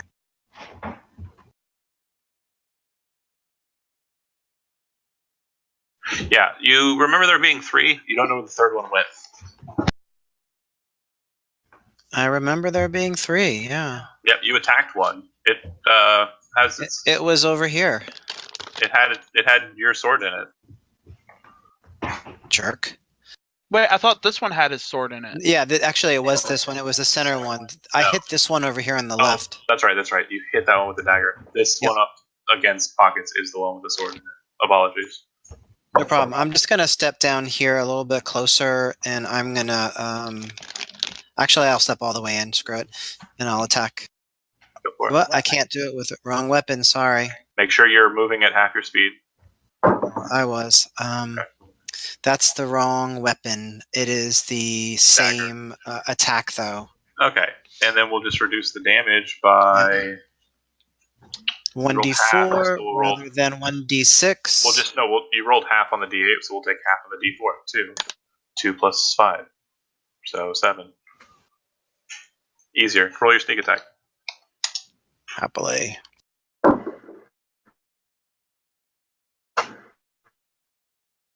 Alright, so it's laying on the ground. Pockets, you pull Selena out of it and kind of step up with like a grin and get ready for the next attack, like holding yourself behind your shield just in case there's any repercussions. The next thing you see is a blur of fur and metal as a dagger comes sliding into its brain's head portion and sickeningly popping out as the thing just kind of loosely like waggles and starts spilling out of the holes in its head. As Shadow looks up at you, and you guys, revel in your teamwork, he grabs the hilt of his short sword and retracts it from the creature. Yeah, nice. Give me that. Give me that for drung. All right. Remember the drug. Typhon, you are currently prone. Do me a favor and just roll me for the lulz an acrobatics check. See how flashily he stands up. Okay. You aren't sliding anymore. When it hit you, it seems it kind of stopped you, so you're pretty sure you can get up. Okay, yeah, and I do that. I stand right up and I beat the shit out of him. Go to town. Bam! That'll hit. And just because he wounded my pride. Sure. I'm gonna smite him. Alright. You sure you want to waste your smite now? Just one. Just one, please. Yeah. You're doing fun wrong, Chad. Alright. You smack into his chest. You hear bones break. You can see his ribs kind of shatter apart and floating inside his form. Doesn't seem to inhibit its movement or anything. It seems to be kind of just a blob anywho. But that's the first attack. Second attack. Why is everything so slow? Jesus. Friday night on Roll20. Yep. That's how we roll. That's why most of the stuff we do lately is just talking, because it's easier than this. Or just one monster handled. 2 solid hits. It doesn't seem to be put off. It is kind of oozing out in much of the same fashion. Its blood seems to have kind of an acidic nature to it. It's not like aliens. It's not burning through the ground or anything, but it's definitely kind of gross. This one is going to go ahead and just go ham on you, Typhon. Attack number 1. 25? Damn, nice. Yeah, take that. And don't worry about Constitution saving throws, because immune to disease. Second attack. 20's going to miss. Alright. And Shadow and Typhon, both of you can make a perception check.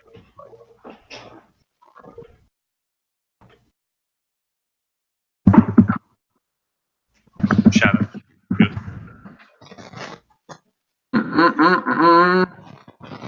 Perception, you said? Alright, Shadow did good enough, so he'll call it out. The creature moves from this pillar here, the pillar on the north west side, and moves to the pillar on the north side. Because you detected it, it will not get sneak attack damage against you, or it will not get surprise on you when it comes out behind you to attack you. Oh, good. Attack number uno. 20? Hit. And are you immune to disease? I don't believe that I am. I don't think you are either. Constitution saving throw. And second attack hits another Constitution saving throw. So, sure. I'm rolling hot tonight. Yeah, you are. I'm down by half health, by the way. I make one save per? Yeah. I guess I say. And then I get, so it's one of the attacks I will use the Uncanny Dodge, and then So you're only taking the other 12. ones, well, then I have them because of my Were Jaguar. Oh, so then you're only taking 2 and 4. That's good. Yep. I always forget that I can just go ham on you if I want. Hey, no, forget. Stennon, you feel like, that one's pretty close. You could probably get to there or there, yeah. Pretty close. If you want to throw something at it, you could. Get it, What Stennon. sort of action it is to use this?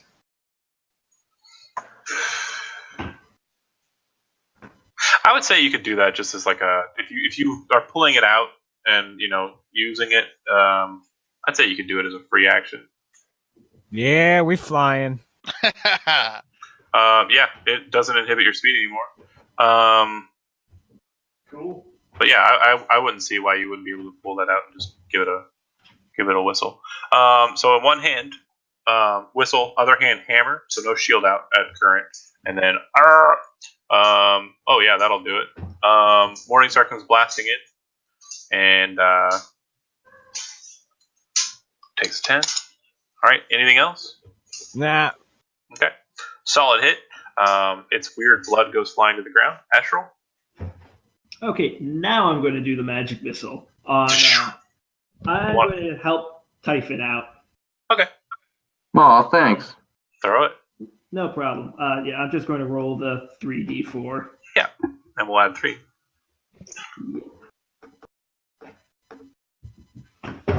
Oh, you already did. Okay. All right.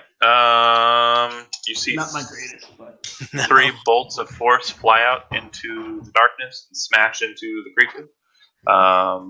Doesn't seem to kill it.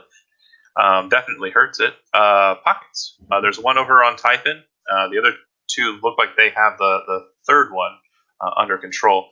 It does look like it's a distance away, though. You might have to throw something to get to it, because you'd have to dash to get to it. Remember, every square is doubled. Yeah.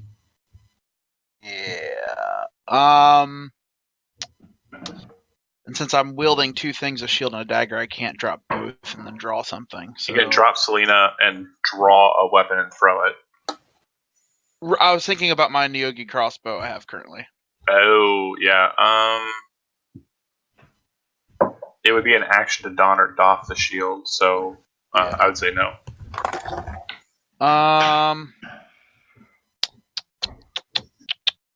Yeah, I'll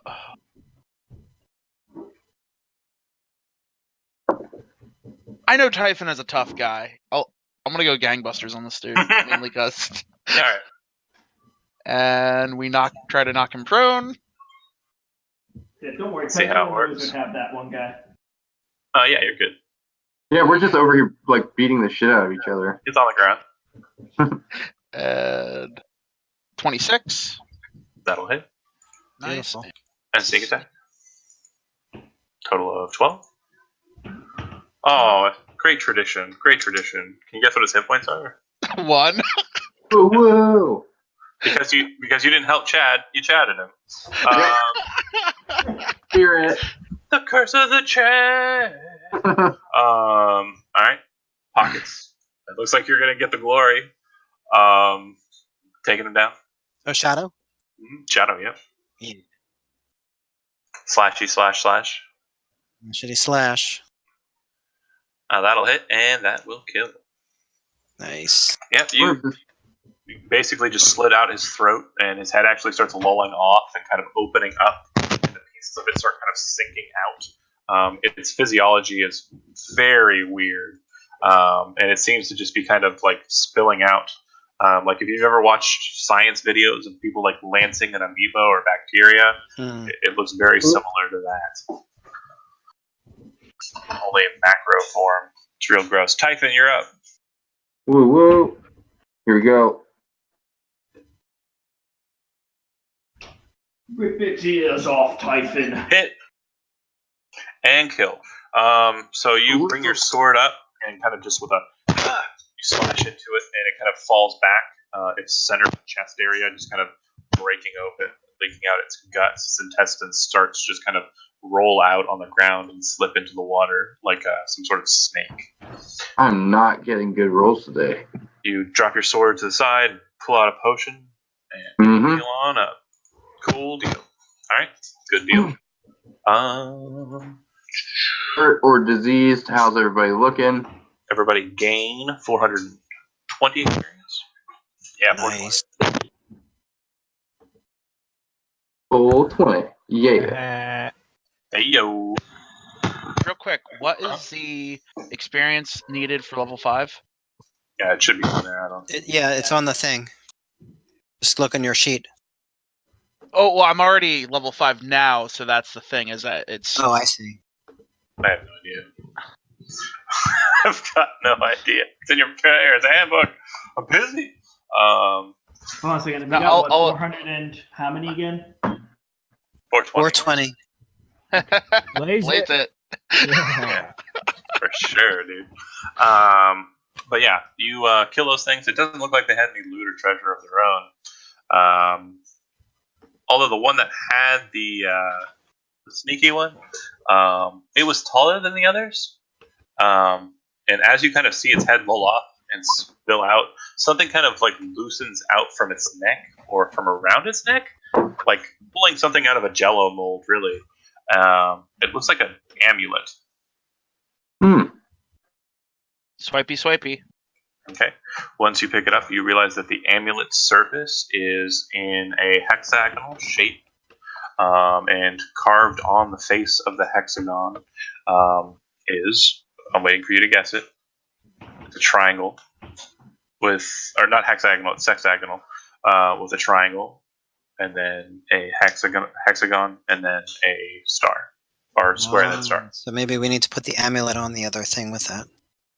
It didn't look like it had any recesses to it. It just seems to be a very similar symbol to what you've been seeing. Also, what you happen to be standing on. Not exactly that precisely. This one's just a bunch of stars.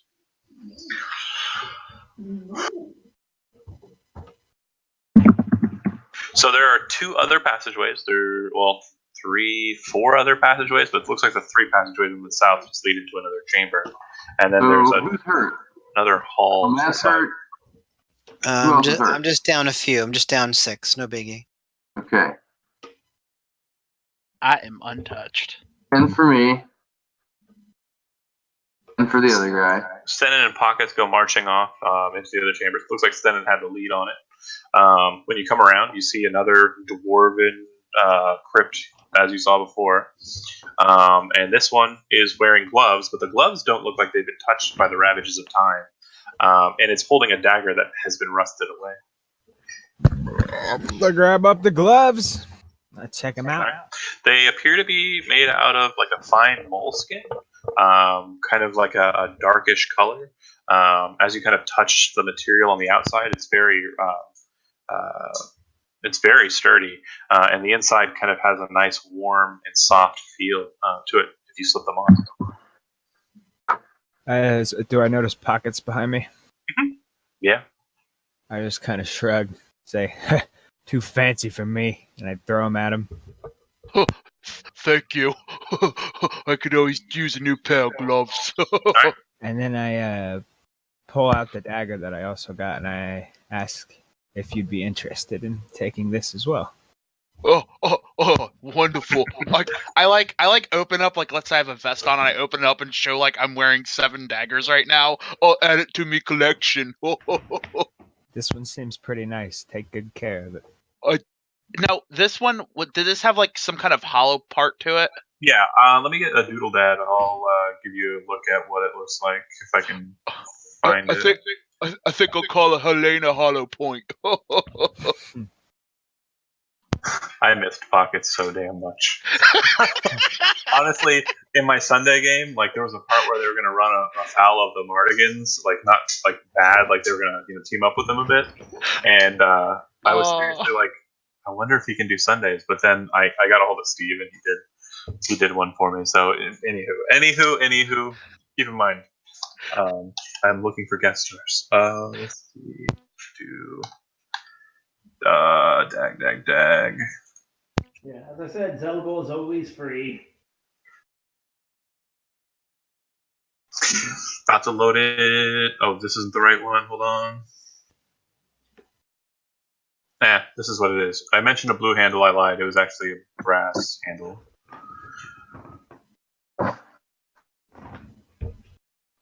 See it? Oh, nice. It's fancy. Yeah. Do you kind of look at it a bit? Yeah, I sort of, Do you speak appraise Elvish? it. Do I speak Elvish? No, I don't. I do. The markings on it don't particularly look Elvish. It was before I started using the actual alphabet for D&D, but it does look like there's something written in Elvish around the ring of the that hole. Huh. Do you know what these say? The funny characters, I don't know what they mean. No, it's Elvish. I don't understand it. I could take a look. Huh. Maybe one of the others know. There's an elf in your party. Yeah, I'm standing right here, man. Right here. It's a nice dagger. Your token's not on the over by them, so they don't understand. Can you move your token? Yeah, I can. Okay, no big deal. Anywho, if you take a gander at the dagger, you realize that it just seems to be a command word or a trigger word, but you realize that it requires attunement, this dagger, and to be able to activate it, someone would have to spend some time with it, playing with it, and kind of attuning to it, a short ritual. So a short rest would be required. Gotcha. Huh. It seems pretty defensible other than the waterway, if you guys want to take a short rest. If not, you can keep moving. I wouldn't mind a short rest, personally. Sure. Yeah, I can play with my new dagger. Okay. So before the attunement sets in, you kind of figure out what it does. Go blonde. It is what is known as a misty dagger. 3 times per day, you can look through the eye hole and speak the command word, and teleport to another location as per the spell Misty Step. You get to be Reaper, dude. So that's 30 feet. The spell, basically, you Oh. can cast the spell Misty Step 3 times per day. Okay. And they also- recharge upon the next dawn. That's pretty sweet. That is That's so nice. awesome. You get to be fucking Dude, oh my god. Have you He gets to be Reaper. Oh man, hold on a second. So, upon attuning with it, immediately after everyone's done their short rest, I immediately use one of those just to try it out and go pop and pop over here. You waste one of the 3 charges to get goalie move to a different location. Guys, this is a nice one. and I displace one of the D daggers, and we'll say Deborah, to take its place in its little Position a little higher up in the rungs. Were the Yeah, gloves also magical? The gloves were also magical, yeah. I probably would have. I would have thought to let someone look at them during the short rest. They're I like, can also just cast Identify with ritual casting on. Wait, so we found an amulet, gloves, and a dagger. Amulet, gloves, and a dagger. And who has all those things? The amulet was someone else's, but it's not magical. The If you gloves, give me the gloves, I the can dagger cast. pockets. If you give me the gloves, I can cast Identify on it, and then I'll just use a quick- Arcane Recovery to Share get the back wealth, to it, so- friend. A quick note, Matt, because it has been a while since you've done the Marches game, and this is for anybody watching at home, just as a reminder. If you cast the spell Identify, you will learn whether or not an item is blessed or cursed, which are basically effects that could be happening on a magic item other than what is told to you just by inspecting it and learning about it during a short rest. But to cast the spell Identify, you have to consume the material component. You do not just get to have one and continue casting it. So, Identify is a little different in the Marches game than in the normal games to add a Diablo-like effect to the game. So, yes, you could cast Identify, but it would cost you 100 gold piece per roll. Well, I mean, I don't really have much gold. No worries. It was a cool gesture. The gloves. The gloves. Sorry, hold on a second. I had this. No. This was a thing I had. Oh my god. My computer's being a difficult. One moment here. The gloves. Bear with me here. Because I had the book open, but for some reason it shut down. So the gloves appear to be. 1 second.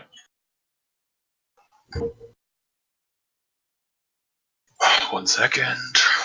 They're leather gloves of sexiness. If you wear them, you're more sexy.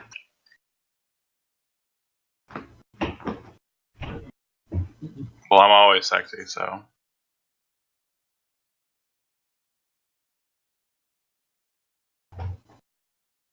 After inspecting them, they appear to be a pair of gloves of swimming and climbing. So while you're wearing these gloves, climbing and swimming doesn't cost you extra movement, so you can move your speed. And you also gain +5 bonus to strength athletics checks made to climb or swim. oh, okay. Do they require attunement? You would ask. Yeah, they do. All right. I let someone else have those. Why don't you let Matt's character have it? Do you have any magic items, Matt? Nope. Why don't you use that? Yeah, I could. Means we're going to be sending you to a lot of dangerous places. Is the fancy amulet magical? It is not, but it does appear to be made out of gold. You are made out of gold. You would assume that if you could get this to a dwarven merchant, or maybe even a bunder, you might be able to sell it for about 300 gold pieces. Is it the same size as those welds that were on the chest? About the same size, yeah, but it's a different pattern. All right. This one doesn't appear to have the cross inside of it.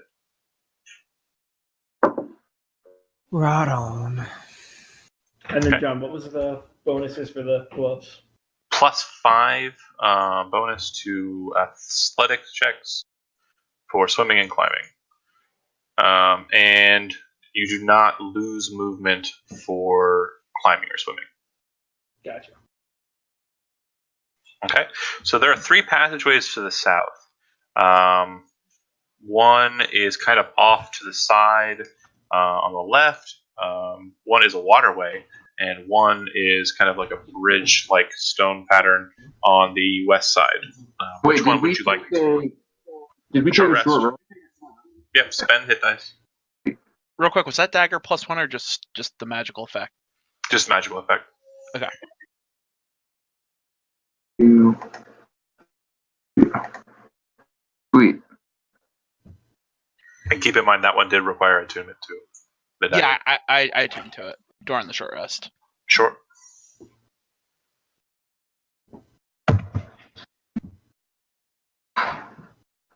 So the west path, the water path, or the east path? Which one would you guys like to descend through? Which one looks the driest? Good call. Oh my god, there's so many of you. Oh, buddy.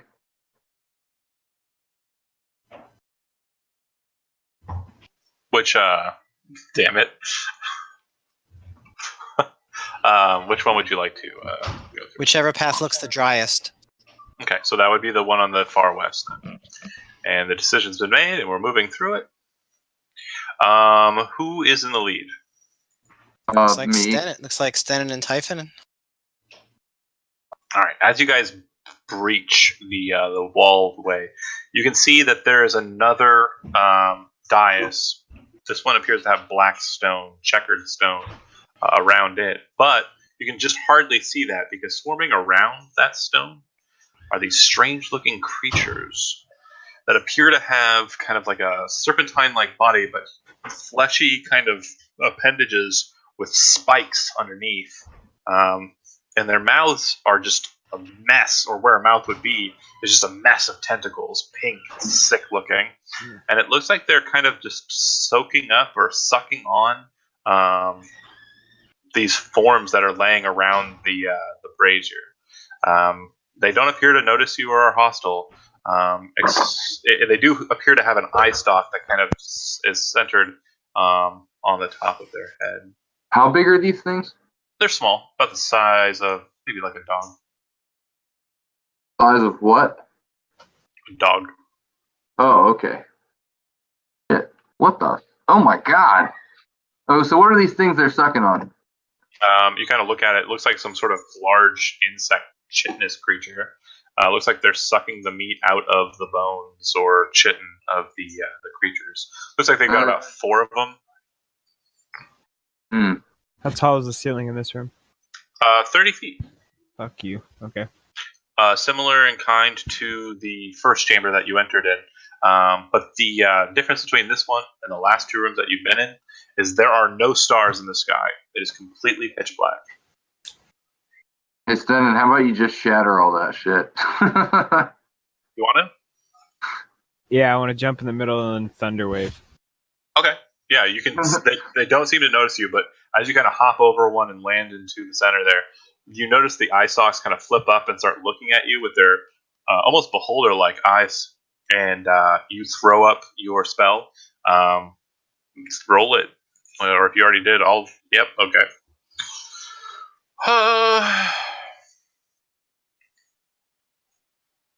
Okay. You hit them all. I'm not going to even roll. They will kind of batter back from you, and they all kind of let out shrieks of agony as the pain kind of consumes them. The ones that got furthest away from you, oh yeah, in almost response, just start darting away from you.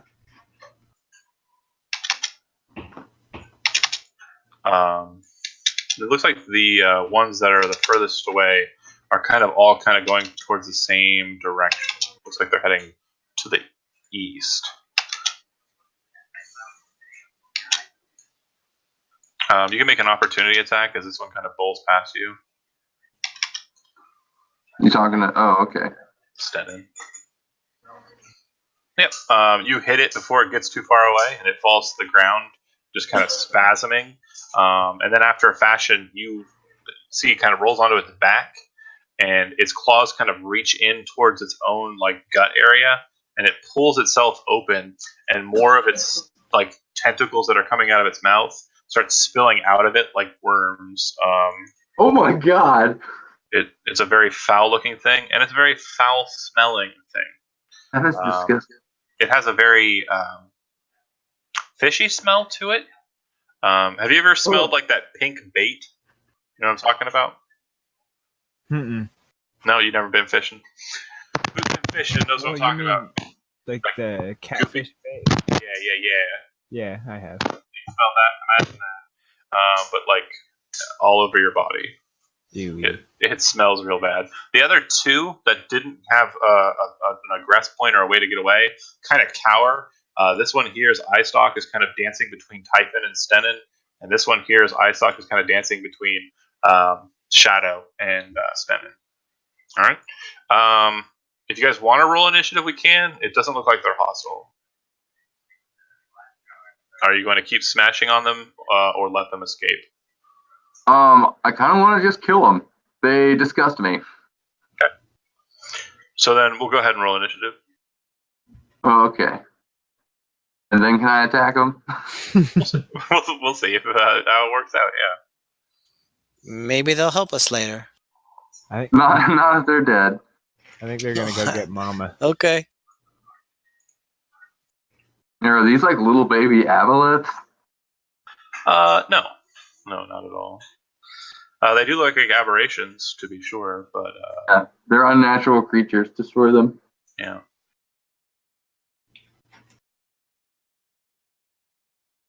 All right, everybody rolled.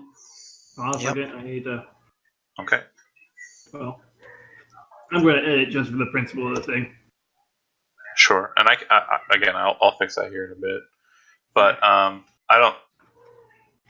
Oh, okay. Holy shit. Doesn't matter. You don't need to add it. You're huge. You get to go first. What do you want to do? Well, since we're killing things, and honestly, I don't think that's that hard. Yep. Which one? I'm going with that guy. Yep. It hits and it starts just bursting in flame, like as you nail it right in its eye stalk. The eye stalk like burns like a wick, and then out from like the stump of it, kind of burst out more tentacles, and it's like shit on the back of it, so it's kind of folding up, almost peeling itself apart, and that nasty smell starts wafting around. Pockets. All right, if we're doing this, I assume that everyone can handle that one. Oh, wrong thing. So. Yeah, get the runner. Exactly. I think I can get there without getting close to the thingamabob. And I try to bash it with my shield. Did you dash to get to it? No, I think I had just exactly 30. Oh, is this difficult terrain? Yeah, the floor here is kind of weird. Oh, okay. Oh, if that's the case, then screw it. Yeah. If that was the case, I would just go up to this one and. As you can see, this room's kind of connected to the last one by this walkway. Yeah. Okay. Yeah. Go ahead and. Oh, really? That's it? Yeah, I rolled terribly. It gets hit by a shield and kind of, but it doesn't fall over. And. All right. Go ahead. I tried to run it in, and was this a 19? No, it's a 17. Yeah, you hit it. You have an ally adjacent. Go ahead and stick attack damage.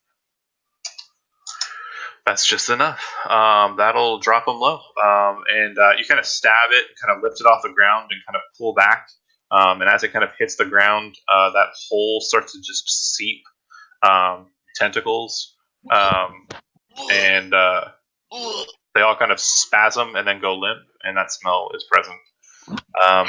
They all just burst, and it looks like they go this way and enter into fallen stone like chamber area, and you can hear skittering and kind of like this sound. Gross. Man, you must have practiced that one. No. Yep. With your mother. Anywho. High five. Lame jokes are lame. But anyways. I don't get it. Fair enough. We're going to go ahead and just go from left to right because the initiative count's no longer necessary. Shadow is doing what immediately after? He's feeling really bad for these creatures that we unnecessarily butchered. He wasn't going to kill them anyway. Check out the middle area. Stennon? Where'd they go? If you head over there to investigate where they went, you'll see that they kind of headed off in this direction. Well, I can't do pointing, but to the east. All right. All right. Typhon? Going with Stennon just to see what's up? Or Just move on over here and take a look in the basin. Okay. And Pockets? I just run. I just sort of stick with the group. And Astral? I want to check out one of the corpses of the dead things. That Sure. smells terrible. Do me a favor, two things. First thing, Arcana check for the thing you're doing, and then Perception check for the thing you're not doing. Nice. Perfect. So this thing you kind of realize is what's known as an aberrant spawn or a far spawn. They're very rare creatures in normal discourse, but they're basically just twisted, maligned creatures that come from the far plane, the outer space. They are usually of their own accord and very bestial, and they're not predatory. They're scavengers, basically. But the grouping that you saw was a pretty decent horde of them.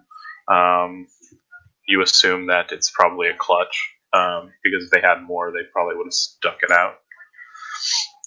Aberrant spawn can grow, and their next tier of evolution is multifaceted. Their next tier of growth is multifaceted. It can become a lot of different things. The ones that are kind of popping to your head immediately, the main one that you can think of is what is known as an aberrant stalker, which is kind of a stealthy, nasty-looking, outsidery creature. Anywho, the perception check, you look over to the bowl. The bowl doesn't have any of the markings that the other bowls have had.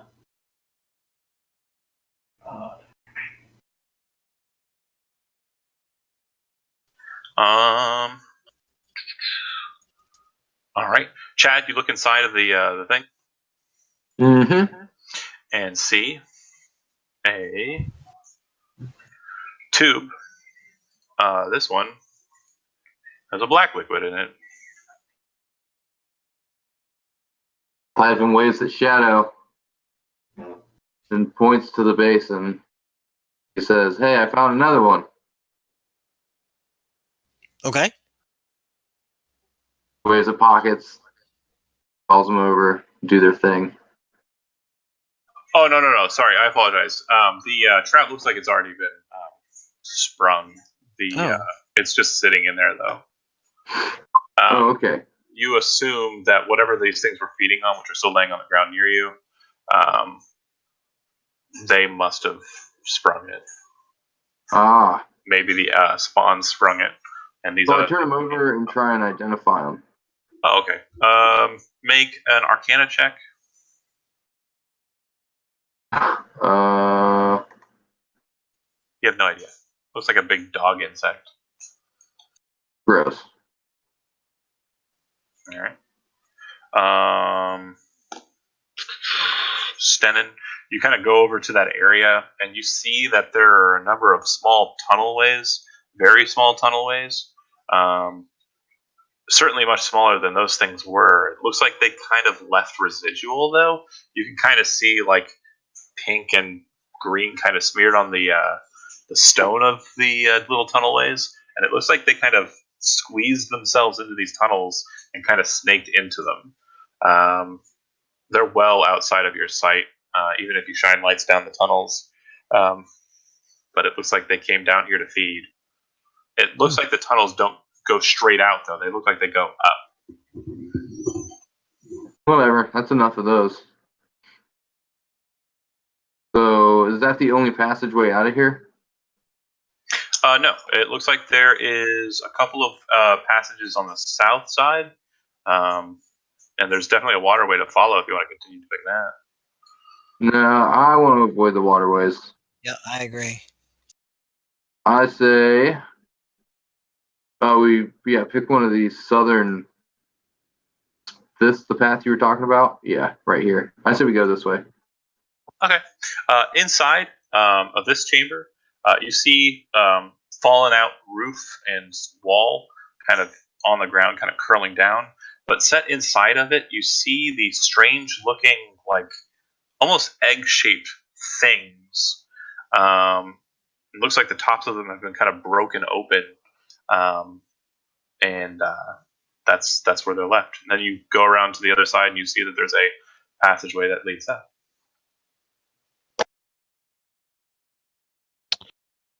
And where did you say the egg things were?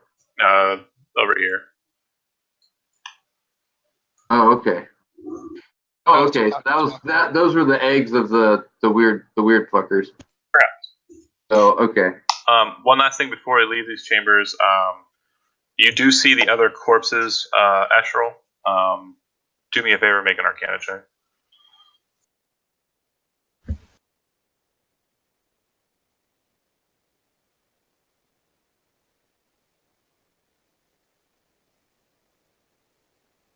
Matt? Oh, sorry. Yeah, you, Escherl. Arcana? Yes, please. So you would know that the creatures that were being fed upon are what are known as Kruthic. A Kruthic is kind of a strange creature, similar to the aberrant spawn or the far spawn that you saw there. They have kind of like a progression. They kind of age. The lowest tier of which are the hatchlings. The eggs that you see in there are actually Kruthic eggs. Then they become Kruthic young, Kruthic adults. When they become adults, they start growing spines out of their chitin, which they can fire out. And the last form of a Kruthic, and the rarest form of a Kruthic, is what is known as a Kruthic Hive Lord. And those things can spit acid and are nasty four-armed beasts. John, Yep. before Escherl says anything about this, does it look like there are any undamaged eggs? And if so, could I sleight of hand them into my backpack so that no one knows? All these eggs are hatched, and all of these eggs look like they've been hatched for a long time. Okay. Darn. Yeah, I wanted a pet. Of what we just killed. Yep. And do me a favor and make an investigation check, Pockets. All right. Okay. If you're not spending a lot of time on it, yeah, you just kind of don't find an egg and move on. All right. We good on everybody? No one's searching anything else, expecting anything else? Yep, nope. What are these little things right here? Is that just ornamentation, or are they actually like wells with piping in the floor? The 8-pointed stars.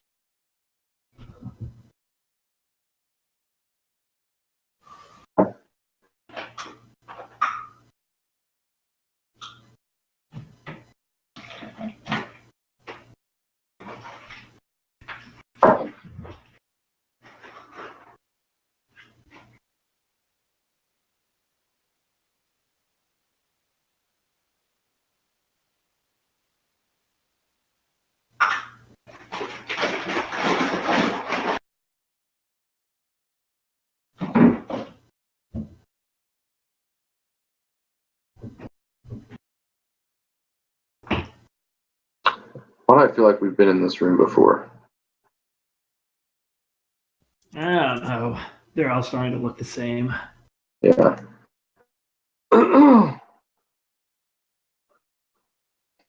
Typhon looks at Shadow and kind of like nods his head in the direction of the bowl. Backwards this time, Astral. What are you doing first? What is there? There's the bowl, and is there anything else? There's the west wall. There appears to be something interesting on the west wall. I'm going to take a look at the west wall. Okay. And Pockets, you're going to the bowl. Mm-hmm. A Shadow, bowl. Joe, what are you doing? Stennon?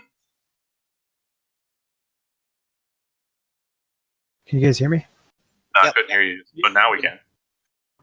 I'm just keeping an eye out, actively perceiving. Okay. Making sure nothing comes up behind or what have you. All right. And Typhon, you're staying with Shadow and them. You can see there's another door on the east wall there. Cool. So I'm gonna kind of hang out right here, out in the middle of everybody. Okay. Stennon, what were you saying? All rough terrain still, sticky. No, this is dry. We're dry now. All right. Yep. Okay. So Matt, Escherl walks over. It looks like a grating of metal that seems to be kind of ornately patterned. It does sound like there's some movement or something beneath. And then you hear the familiar and the sound that you heard in the first chamber. You can't really see anything in the darkness beneath you, but you pass around it. You don't go directly over it, just to be safe, to be sure. Well, can I walk over it and shine the light from Lumiere down into it to try and get a better look? Yeah. You look down and you see Fool of a took. lots of stone. You can definitely hear some movement. It does look like there is something kind of chittering or moving, but looking straight down, you don't see anything. You can make a perception check if you like, but it won't change much. Okay. But anyways, the wall is what captures your attention, Escherl. Yeah, nothing, Jed. Okay. But the wall is what catches your attention. It's got 5 statues, similar to the statues that you saw before. The statue in the center, however, is much larger than the one in that hallway.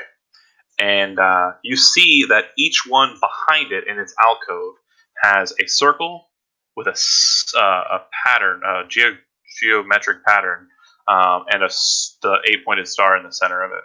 The one in the center has the symbol that you've seen a couple of times already, the hexagon, triangle, square, star. Or star, square, hexagon, triangle, sexagon. And is that chest actually in front of it, or is that Yep. just? And it looks exactly like the chest that you saw in the side alcove near the 5 statues on the other side of the dungeon.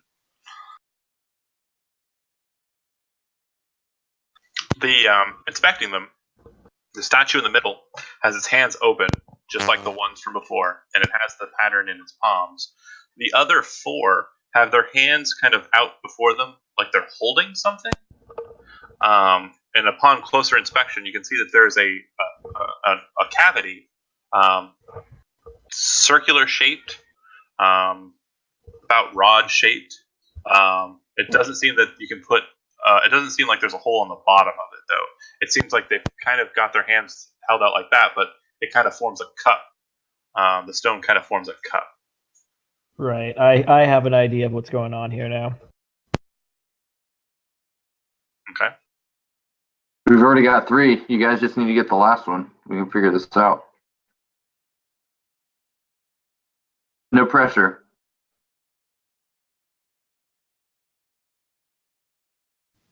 So it's like there's a chest beneath the middle one? There is a chest beneath the middle one, correct.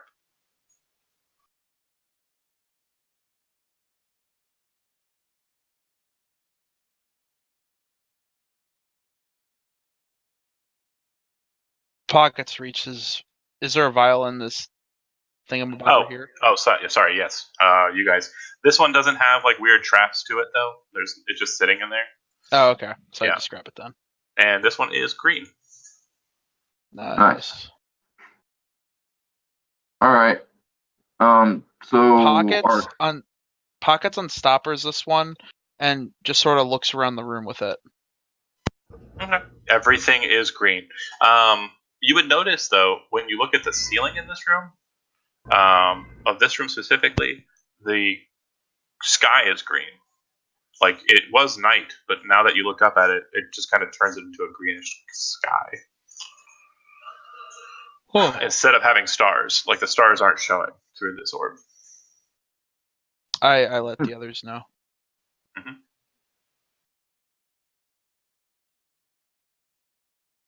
And then with just holding the rod, I'm like, what do you think we should do with all four of them? As you yell out to the others, you hear a from the grating. Oops. Sorry. Typhon holds up a finger for quiet, and then he waves at the two of them and motions them over. Do you kind of move over to the grate and look at it then? No. I motion them over so we can talk, like, softly. Oh, okay. And then head over here. Stennon, do you move over to the grate and kind of look in? Yeah.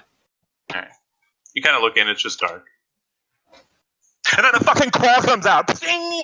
And then it just snaps back down. Did I jump scare you? Did it work? It doesn't attack you. It doesn't get all the way through, but a claw just kind of lances up. Yeah, I faint. No, I meant you as a real person, like a real boy. I was trying to do a jump scare. You got me. So, do these four smaller You got me. statues have any colors to them? Gray, completely gray, just like the panda. If you go to your handouts, you'll see quests, and then under quests you'll see Salt Hall, and inside of Salt Hall, you have currently 5 handouts: the black substance, the blue substance, the golden substance, the green substance, and the green chamber. Okay, do any of these little light things have the same symbols that are above the heads of these statues? The symbols that are on them are all the same. It appears to be the 12 dwarvish markings for the zodiac. Okay. I want to examine the chest. Okay. It is just like the one from before. This one is sealed, but each of the seals, like the welds, is actually patterned like the middle symbol, not like the 8-pointed star. So it looks like they put time and effort into crafting the weld and to make it look like the pattern, make it look like the larger shape. Mm-hmm. Okay. Typhon looks through the blue one at all the different statues and the symbols above them. Nothing. Fuck. They're blue. Yeah, okay. Does anybody got detect magic? Sorry, already used it once. Actually, you give me a minute. Give me a minute. If you give me a few minutes to swap out some spells, I detect magic. So Swap out spells? What do you mean swap out spells? Yeah, how long does it take you to swap out spells? I think it's 1 minute per spell level. No. It's not at all how it works. Yeah, Okay. you pick new spells at the end of a long rest. You pray for your spells after resting, yeah. Oh, okay. Typically good aligned paladins or clerics do it at dawn. After a long rest, after sleeping. Do it tomorrow. Best I can do.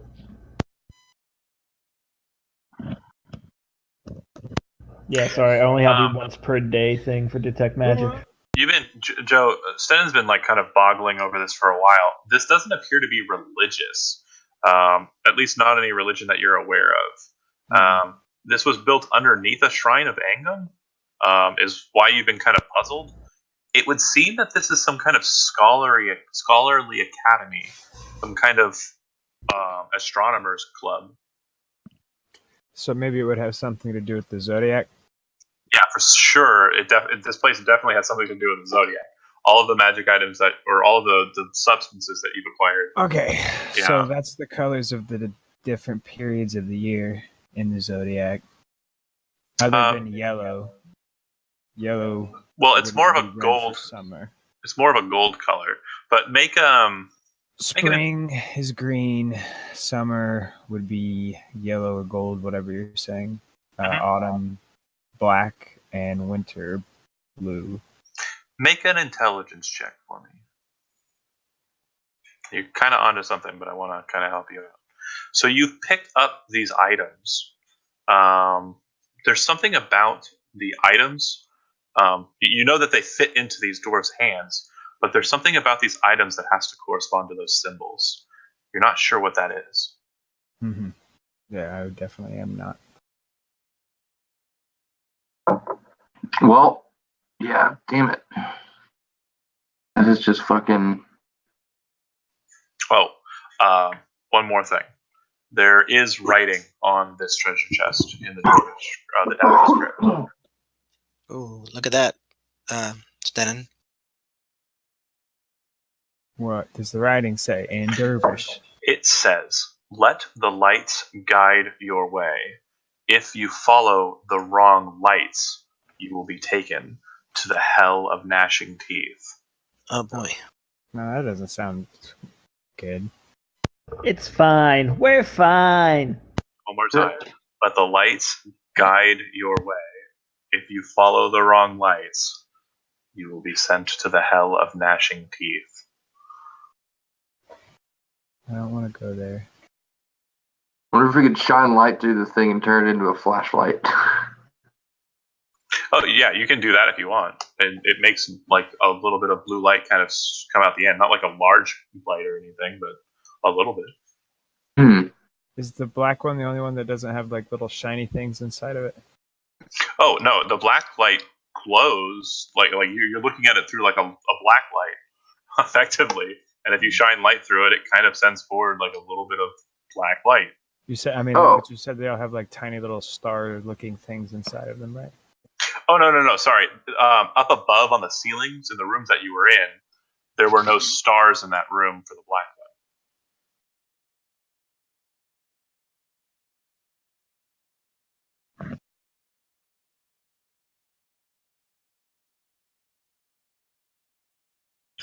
So we need to find out which statue corresponds with which season. Yeah. So the zodiac handout tells us the color of each season, but we need to correspond the color with the shape. Make an intelligence check. Shadow. Sure.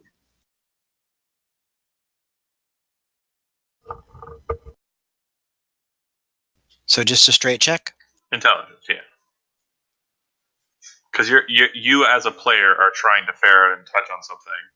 Your character is doing the same thing. You're trying to touch on something and you're not sure, and you're kind of like trying to figure it out, but you're not 100% certain what is going on here. How do you correspond the colors to those shapes? Exactly.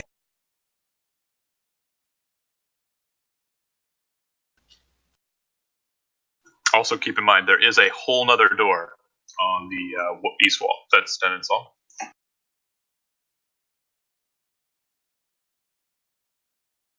And each four of the smaller statues have something that looks like we should insert one of these in each of the four statues, correct? That is 100% true. Do you have anything to insert? No. Unless you want to pull a Typhon and put one in its hand and have it drop off again. No. Right on.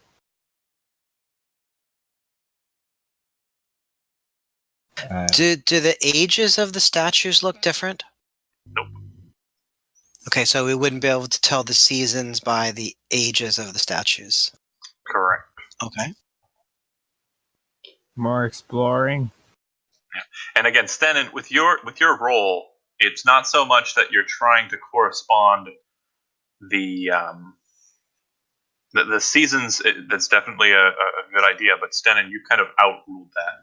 There's got to be something to match the color to the shape. Right. You're not sure if it's anything much more than just that. All right. Pockets moves over to the door on the east. Are you just checking it out? Yeah. Doesn't appear to be locked. I sort of move. I see Stennon, and I sort of wave him over.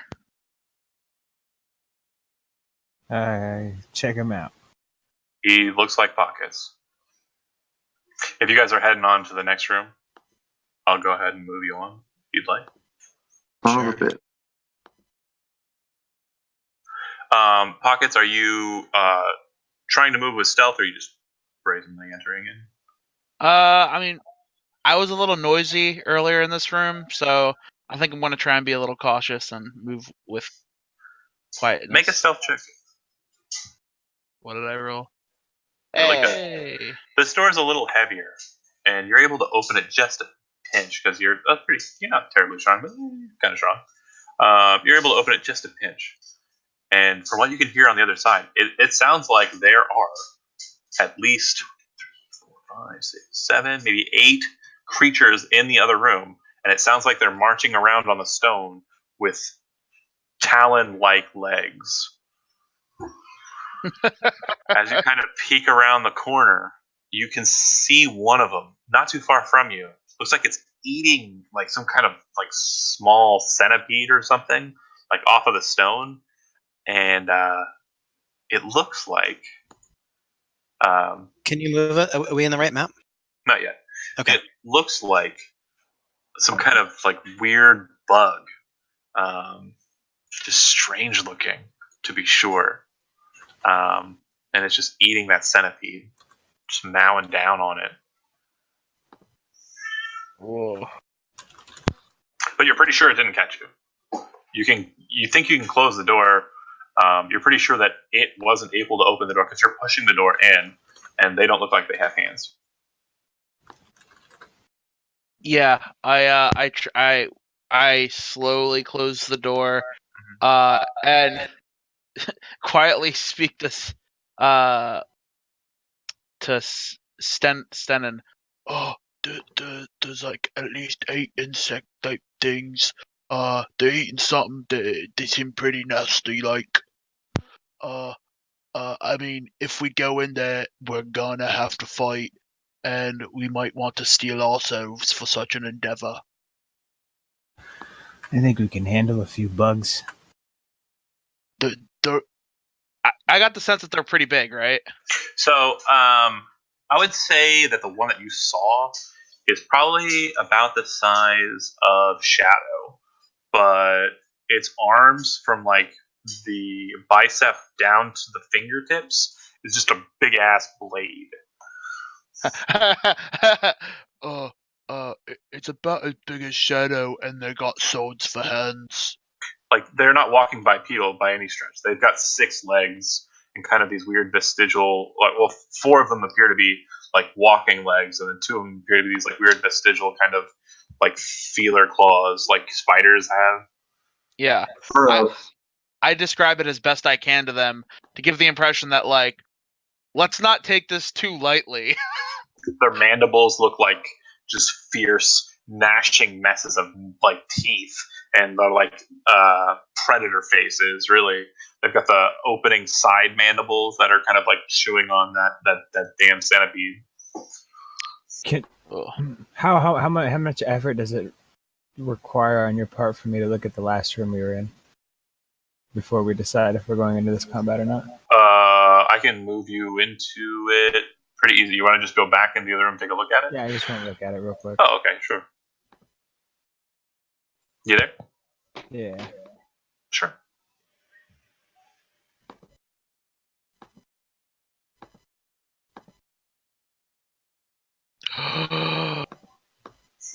You picking up on it yet? This one's black. Last one was green. There was one we were in before that was yellow.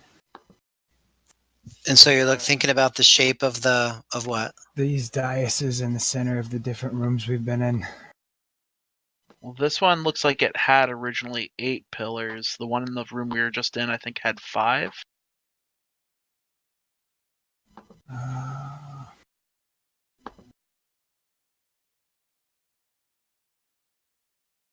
don't know exactly. Do you want to go back one more room? Yeah. Sure. Stennon gets this weird just bug in his ass and starts heading back. Pockets is like, "Oh, we're gonna deal with the bugs or what?" And kind of chases after him. And he moves off into the next chamber.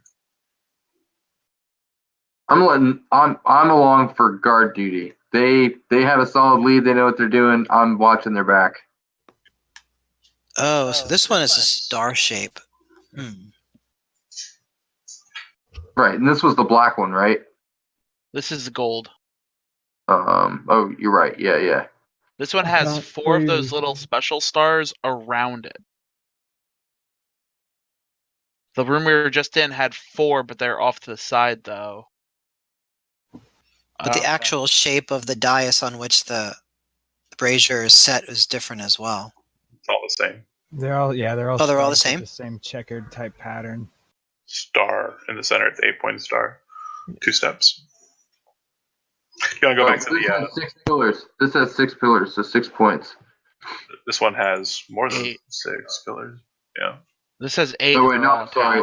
But 1, 2, 3, 4. Oh, wait, shit. It's 8. Yeah, okay. But there isn't an 8-sided shape over there. You want to go back to the first? You want to go back to the first chamber? Yeah. You guys march through the hall with the 5 dwarfs, passing by the treasure chest there. You move into the chamber there, and you see the pit. And the pit looks like it has these weird kind of like white crosses on a black background that are long since faded. You move past them into the main room. Go ahead. Feel free to move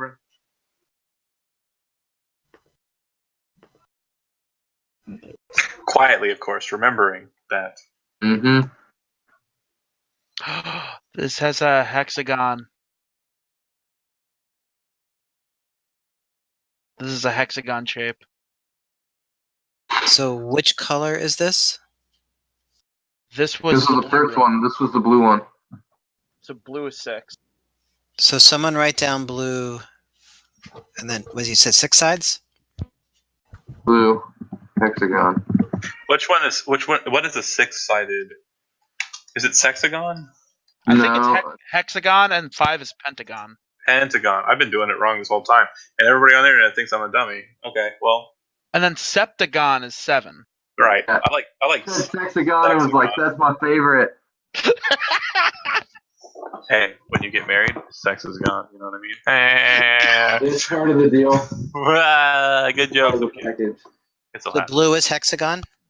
Yeah. Mm-hmm. You want to go back to the gold one? Do all of them. Gold. All of them. There's the gold. Which one is that?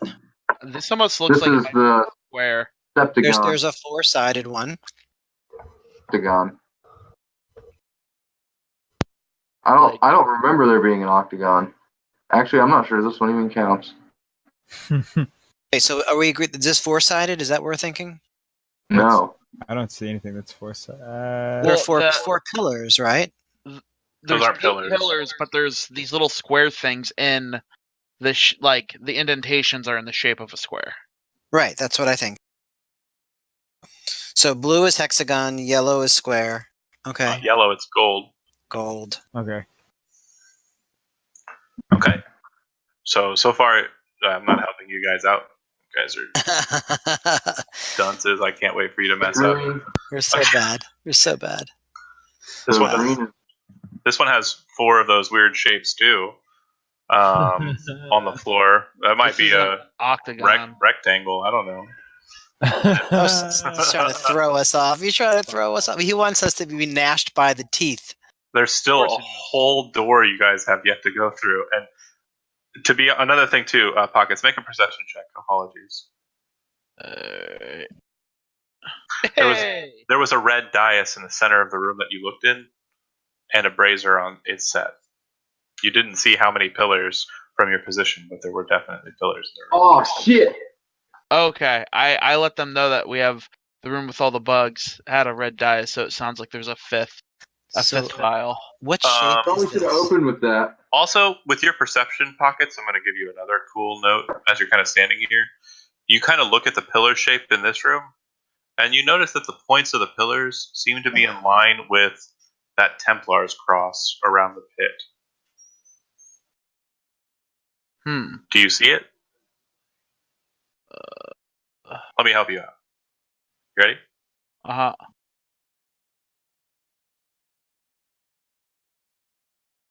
I'm in the black room right now. Oh, I know. Do you see it? Oh. Oh.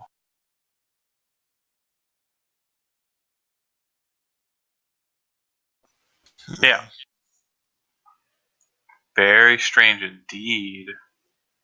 So it's like shabam, shabam, and then shabam, shabam. Yeah, just based on the hexagon, and because you rolled a crit on that perception, you're pretty sure that the pit in the first chamber, the side antechamber, it would seem that this room has a very similar shape to that cross, just based on the position of the pillars.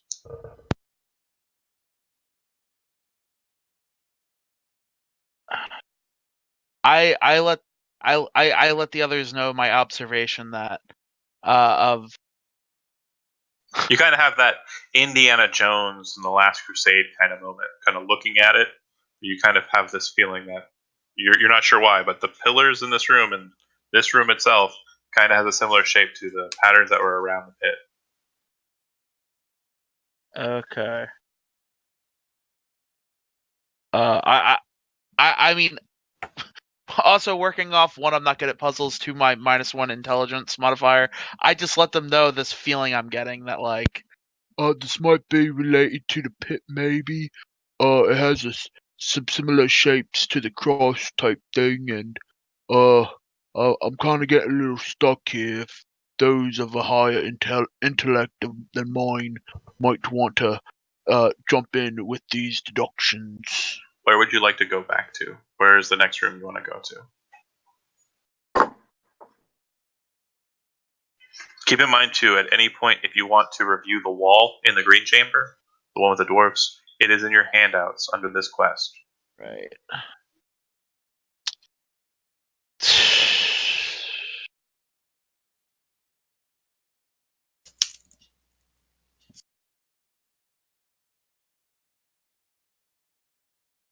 What was the next one after this? The next chamber is the green room, yep. Yeah, let's check out green again.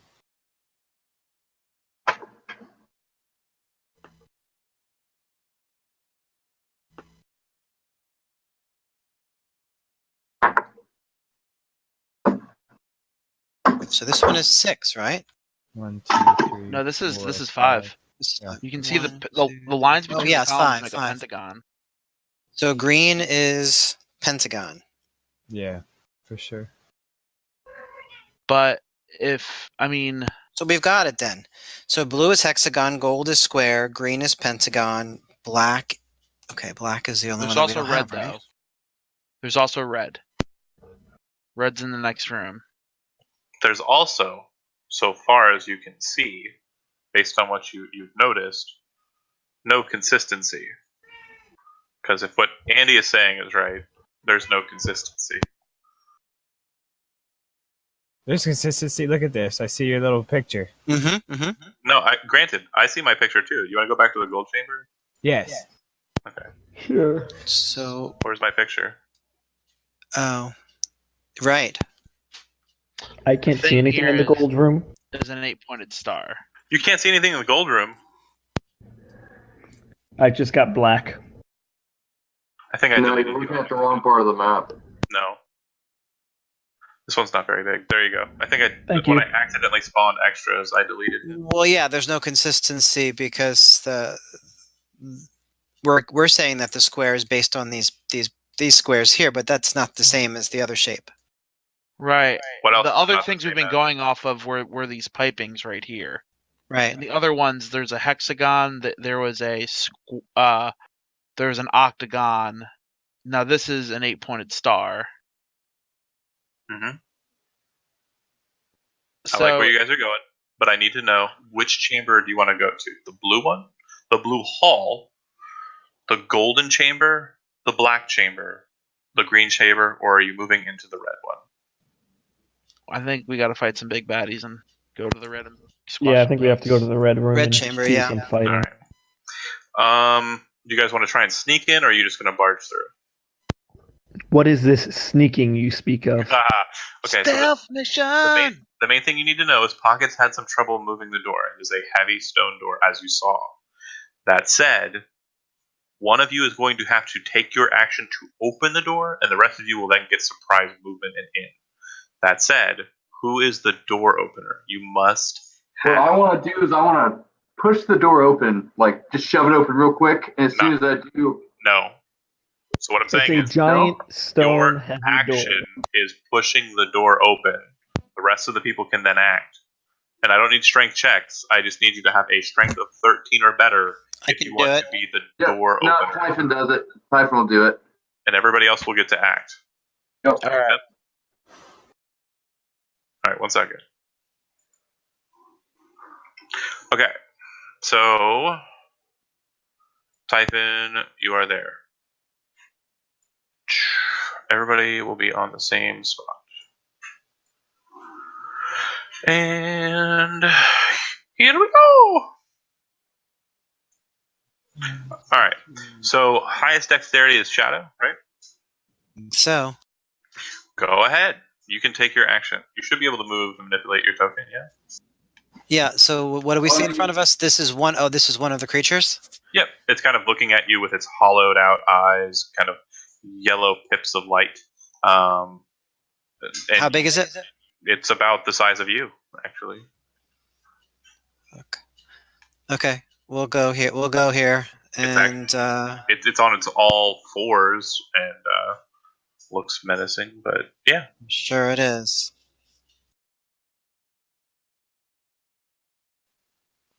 Okay, so you catch it off guard, so you would have advantage, but that will miss. The blade bounces off of its chitin, and then you bring in the second attack. That will hit. Sneak attack.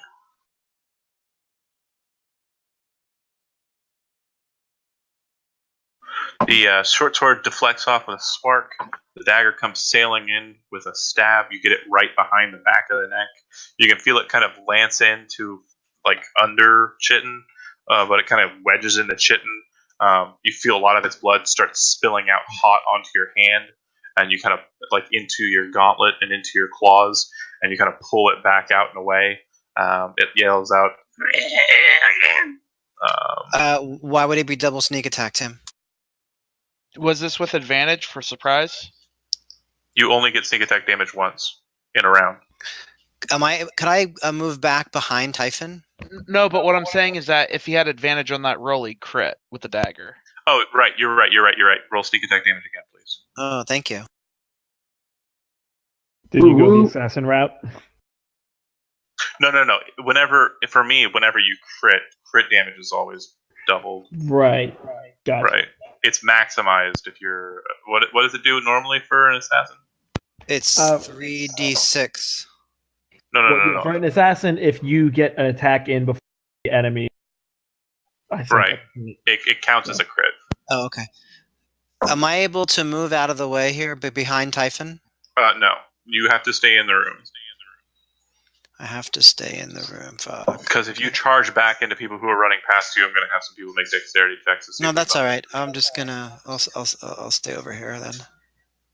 Okay. You have resistance to damage. You'll be fine. Wait, are you darting back into the doorway? I'm just sort of moving back towards with my allies. Yeah. Let me explain one more time. If you are going to be in like those squares that are behind you, you are going to be basically everyone's charging at the same time.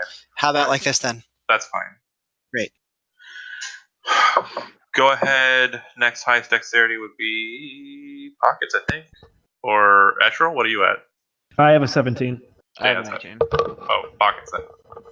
Thank you, level 4 fighter.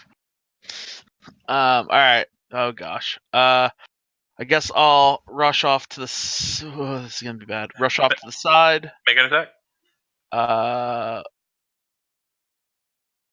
Smash it with my shield. That's fine. But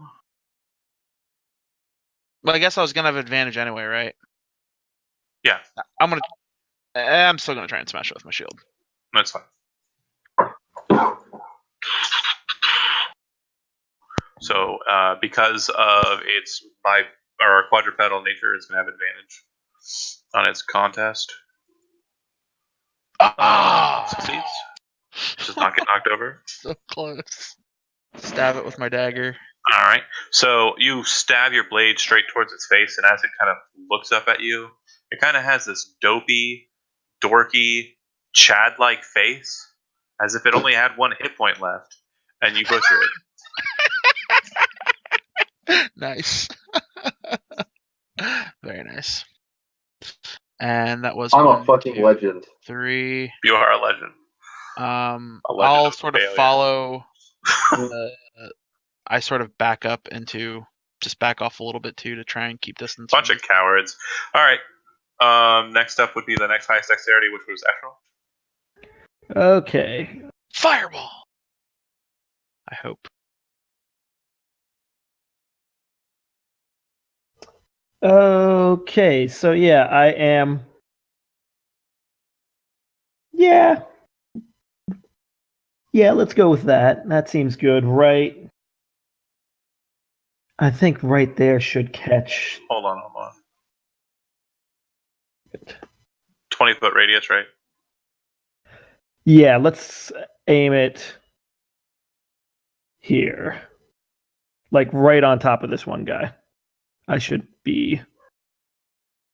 If you're So one is step Estrel really back, just is he Well, really just on guard? if I land it right on top of that guy, Wow. I should be out of the radius. if you're one step further back, that you could catch 5 of them in it. Wait, which 5 could I catch in it? If you were right here, then from this point, 20, 20, within 20, within 20, within 20. Oh yeah, let's do it there. I didn't realize that. So yeah. Just move it. Oh, I didn't realize I could move it. It's hard to. Oh, a second. I think you've clipped them all. Yeah. Yeah, all but those 2 at the top. Yeah, all but the 2 at the top. Okay. What's the 28 damage? Dexterity saving throw DC 16. Yikes. Okay. Hold on. Yes, the wizard is strong with this one. Nice. Get him. Okay, so we got 1, 2, 3 young and 2 adults. Here we go.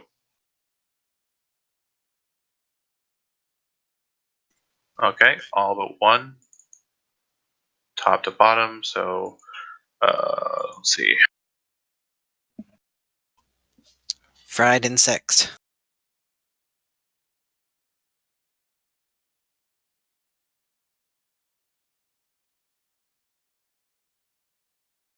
All right, and then adults.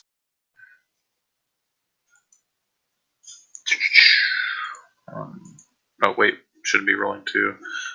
Should not be rolling to myself. That's weird. Let's do that again. 1, 2. The other 2 were failures, weren't they? They were. I can go with those if you prefer. I really don't care. You do you, John. I just like giving you a hard time, that's all. Fair enough. So as the fire roils out from the brazier, 2 things you notice. The first is that the brazier actually sets alight and starts kind of emanating a bit of flame. As shit. the fireball dissipates, the fire seems to be present, but it doesn't seem to be emitting any smoke. The other thing you notice, much to your horror, is none of them fall. What? They are all still standing. 2 of the young, not 3 of the young, 2 of the young appear to be spitting out blood as the flames kind of blacken their chitin. All right. Stennon, last but not least.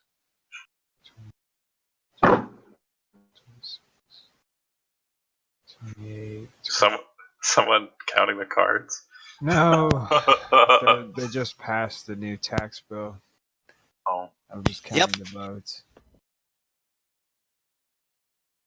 There's over 30 that have voted so far, so it's going through. I'll just charge in here and die because my life is meaningless.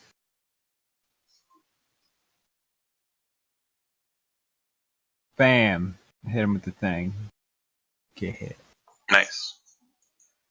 Yep. He'll take the damage. All right. Initiative.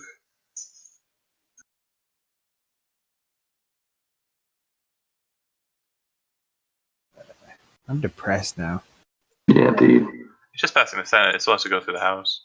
Or they have to conspire and their bill together. Yeah, it sucks if you're a homeowner. Sucks if you're an American that's not making millions of dollars. Yeah. I know. We need anarchy.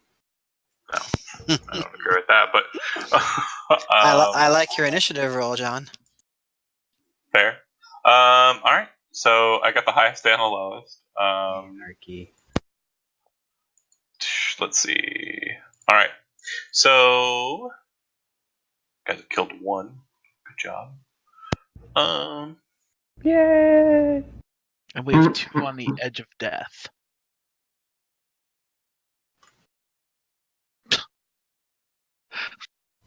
Alright. They have trouble with 40-foot of movement.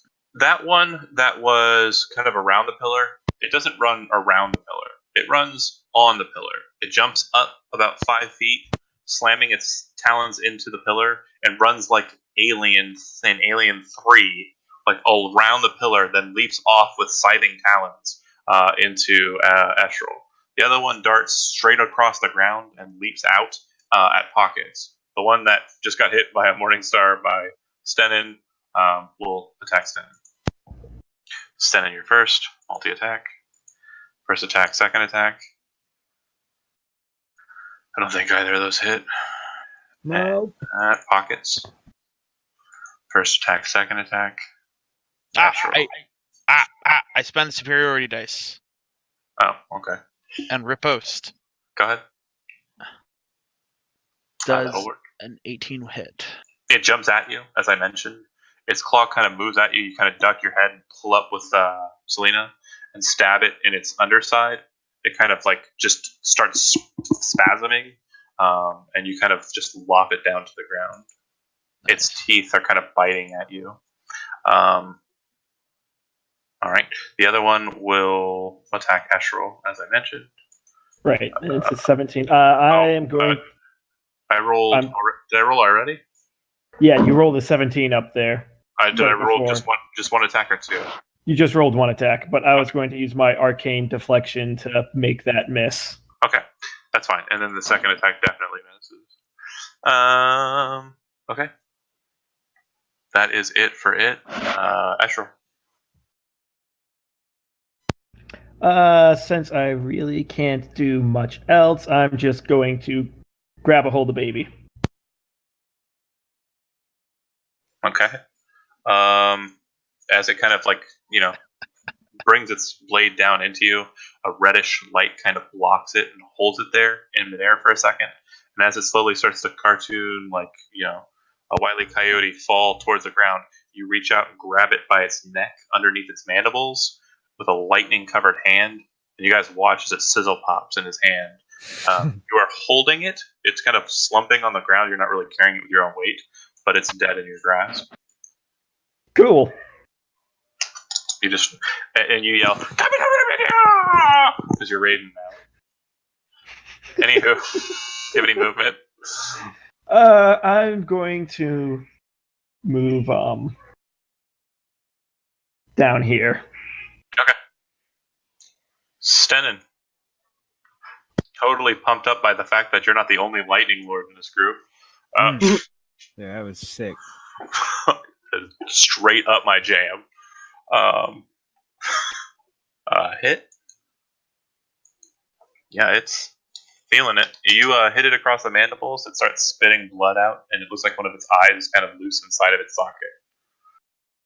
Damn, that is brutal. All right.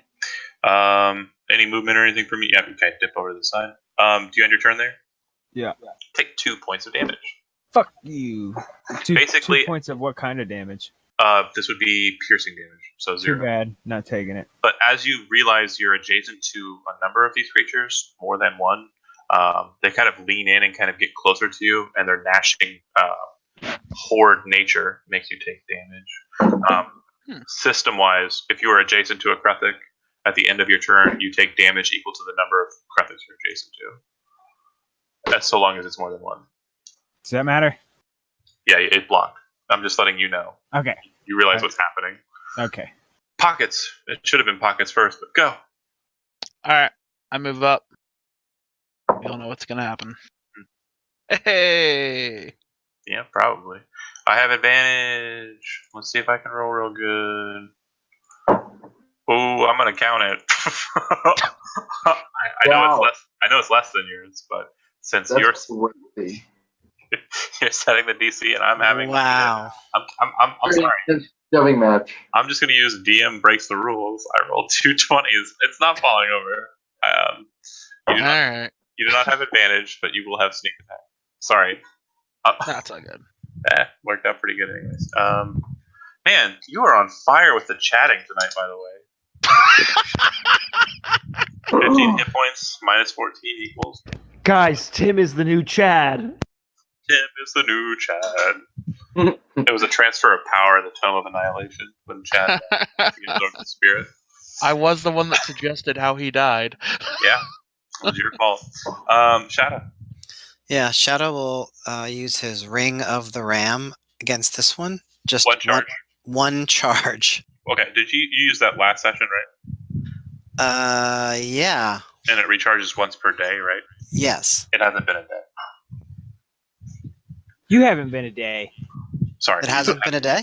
Yeah, you don't have any charges. Yeah, it's really? It's literally the same day. Like. Oh, shit. Yeah, because you said right after. Here we go. It's like the latter portion of the day, but yeah, it's the same day. Sorry. Okay. Can I use that roll for the crossbow? Yeah, just hit the attack roll for the crossbow anyway, so I get the damage out of it.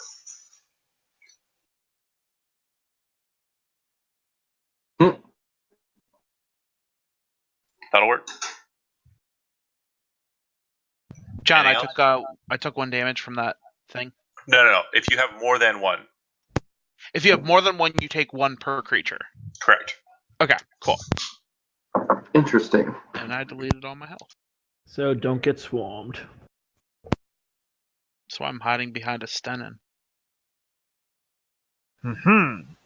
Yeah, but he's got heavy armor mastery, so 1 or 2 damage doesn't fucking matter to Stennon. All right, and then it goes to Typhon. Is all this dry ground? Yeah, we're walking around normal. Okay.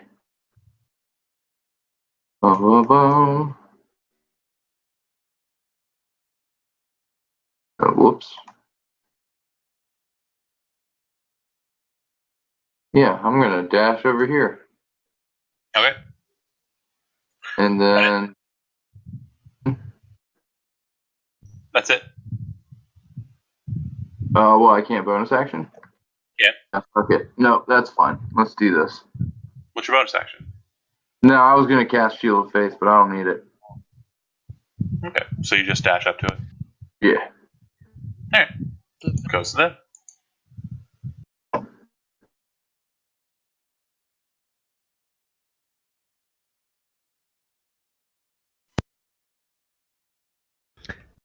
Come on! Stennon, make an opportunity attack.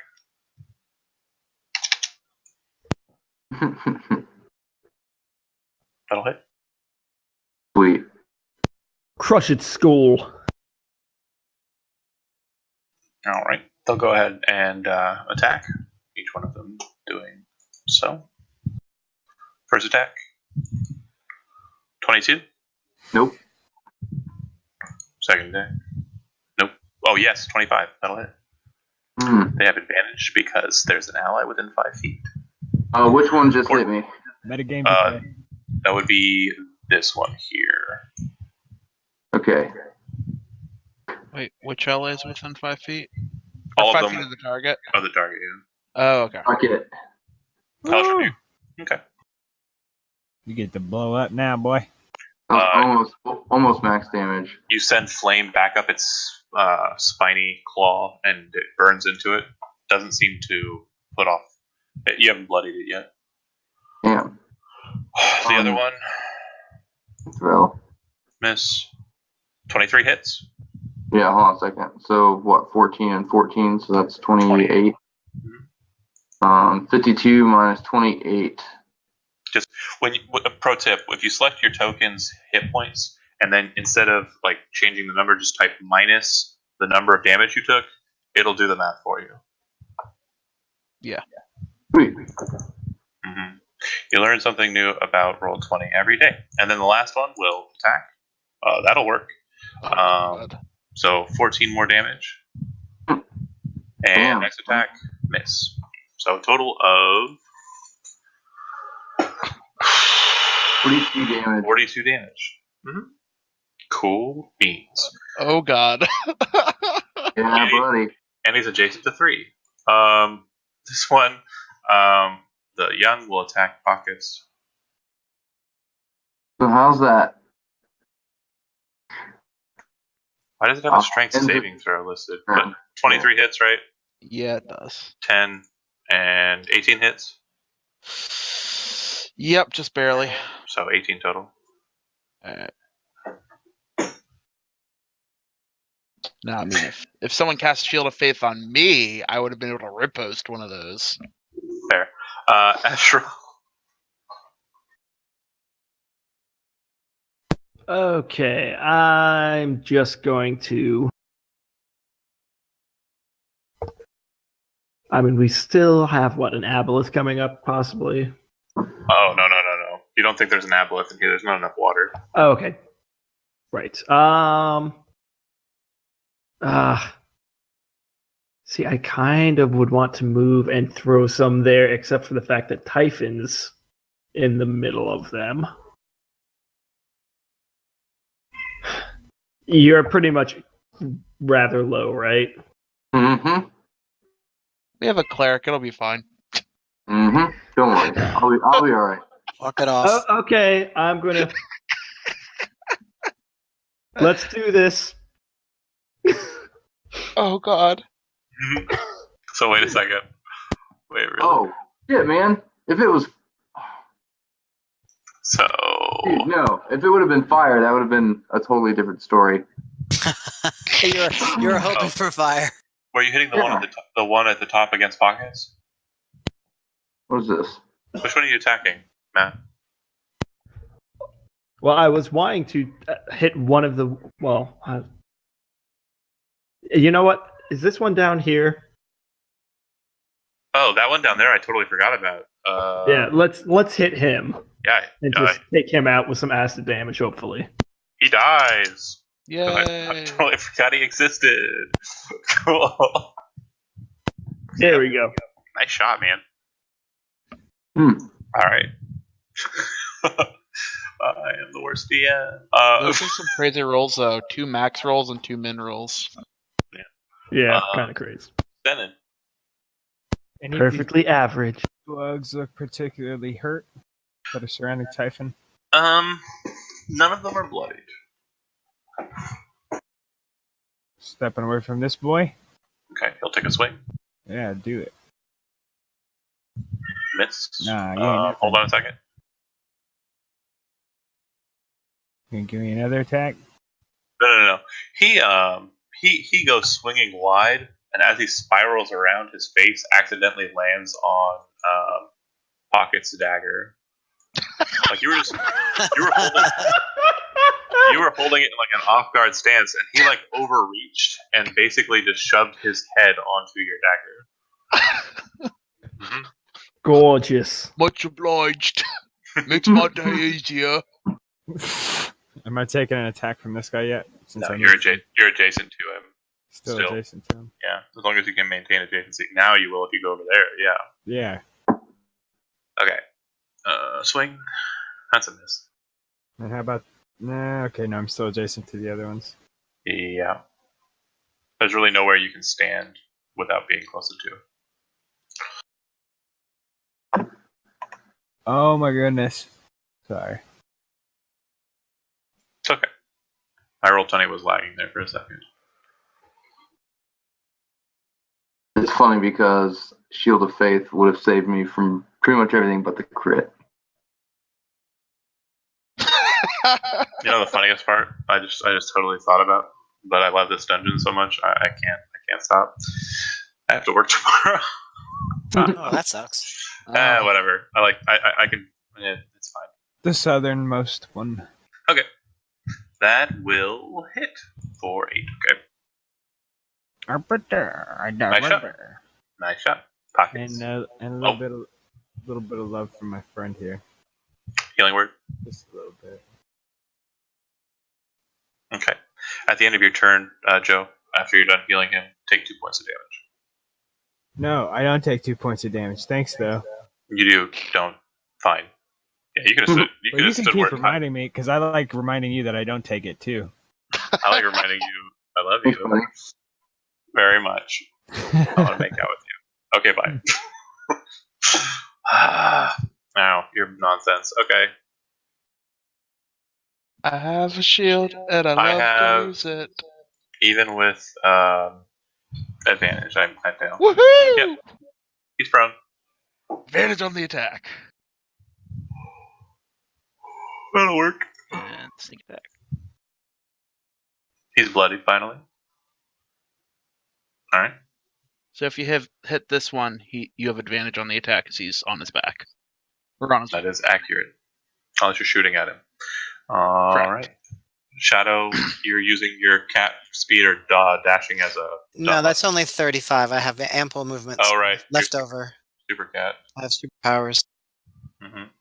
All right.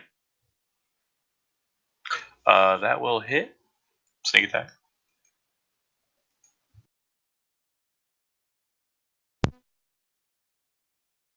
You jump up into the dais, do a kind of like a cat roll, stab down, and slash into it with both of your weapons. It's very flashy looking, but less effective than you would like. Your damage rolls sucked, bro. You did, I know. It's still well alive, yeah. But it's definitely the only one that's really wounded, Typhon, as your turn begins. And then we're just going to take another few steps like this. Thanks, Pockets. Alrighty. How the fuck am I gonna do this?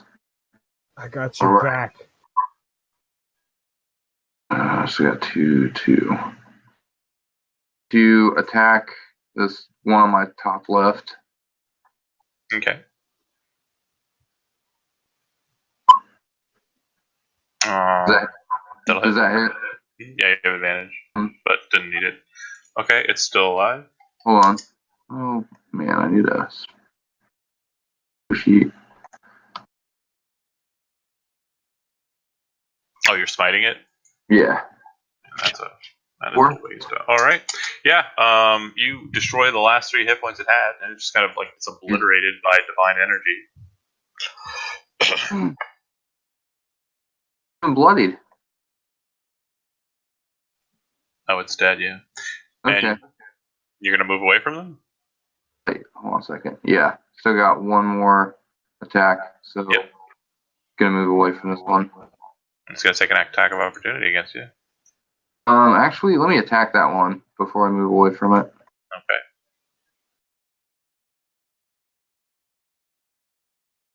All right.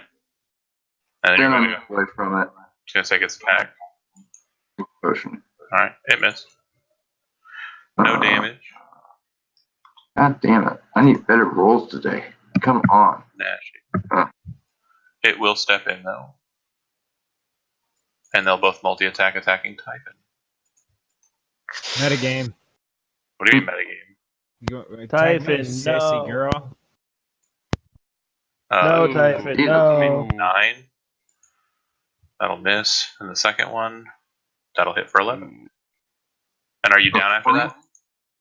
Is that exactly 20 damage? Exactly 20 damage. Did I chat? Nice. Chad got chatted. Luckily, I have one more attack. Here we go. Nice. Whatever. I'm out of Kruthic Young, so I'll just go ahead and delete that. Ashral. Sorry, I skipped you, but yeah, Ashral.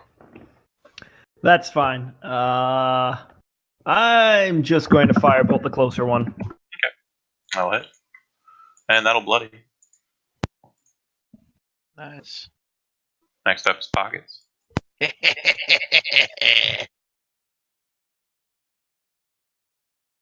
I'm good. Dang it. That'll hit.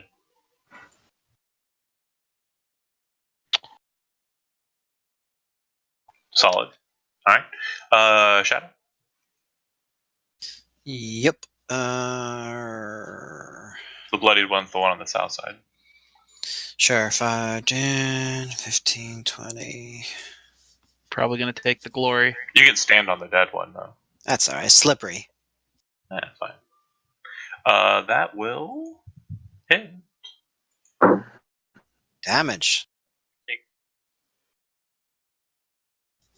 How we doing? You bring the short sword in and tear out a good portion of its neck face and kind of pull away. I'm assuming spinning around to the next one. Yep. Oh, And a dervish. Oh, I did indeed. Go ahead and take your action now. Take your action. Boom. Let Andy finish this turn. Yeah, he hit. He's done. You can go ahead. Right. I'm the worst when that initiative count gets clicked too soon. That's for Is that on me? Yeah. And this then- is for the bug boy. Solid hit. All right, Shadow already went, so Typhon. 2 attacks on it. Miss. Hit. All right, it'll go to it. It's gonna attack Typhon. This time without advantage.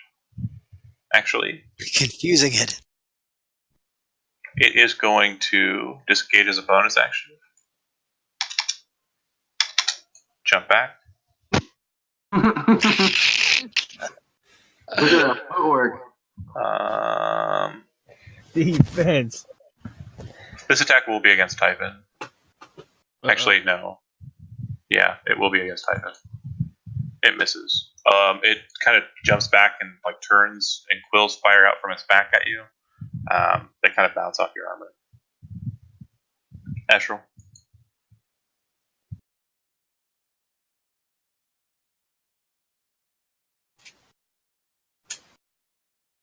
Okay, I'm just kind of going to same.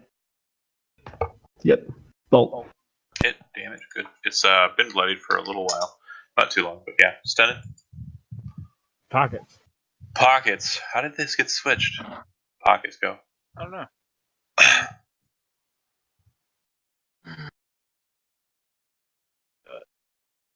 Oh, really? Wow. Okay. Yeah. You knock it using its butt, just flipping it over onto its face. It's prone, and then that'll work. It's dead. Oh, I thought you were gonna say Janet again. No, I know when to end it. Hold on.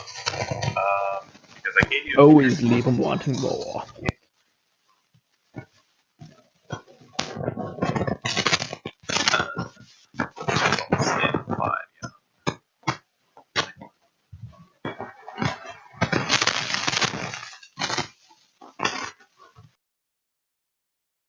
I forgot that I have action surge.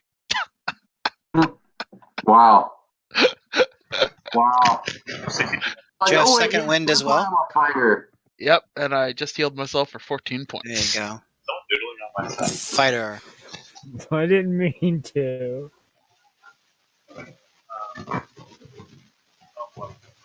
Check the right.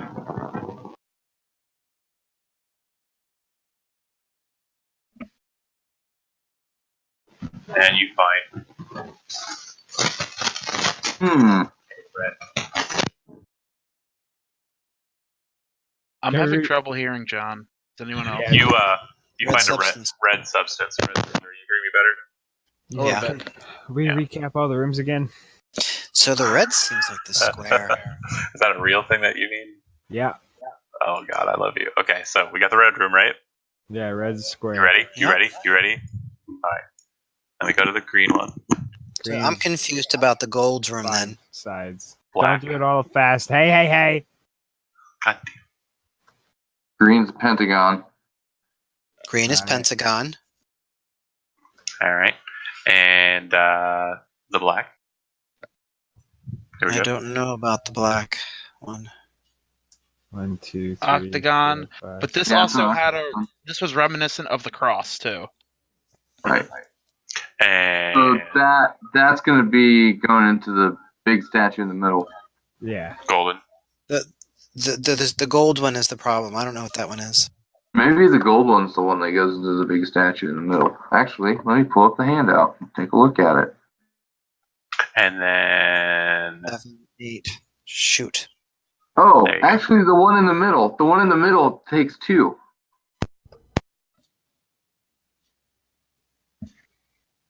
It takes the gold and the 1, 2, Black? 3, 4, 5, 6. the black, right? Yeah, Yeah. corresponding shapes, but Because it those has ones two don't. hands out, right? Yeah. Do me a favor, real quick, just while we're at it. Stennon, go ahead and make me an intelligence check. Hey, Just smartest guy alive. A Bunder watches over check. I didn't do it right. We got a 2. I Okay. will be right back. No problem. Yeah, this all sounds like it's reasonable. And there's a lot of stone broken up in here. You think you might want to go southwest? I want to go, guys. I want to go southwest. Even though that's probably where the Kruthiks are coming from. Hold on, I need to heal myself up a little bit. The stone that you see here looks like it's the same kind of stone that was A, inside of the pit with the grating above it, and B, inside of the pit in the floor in the chamber in the first room.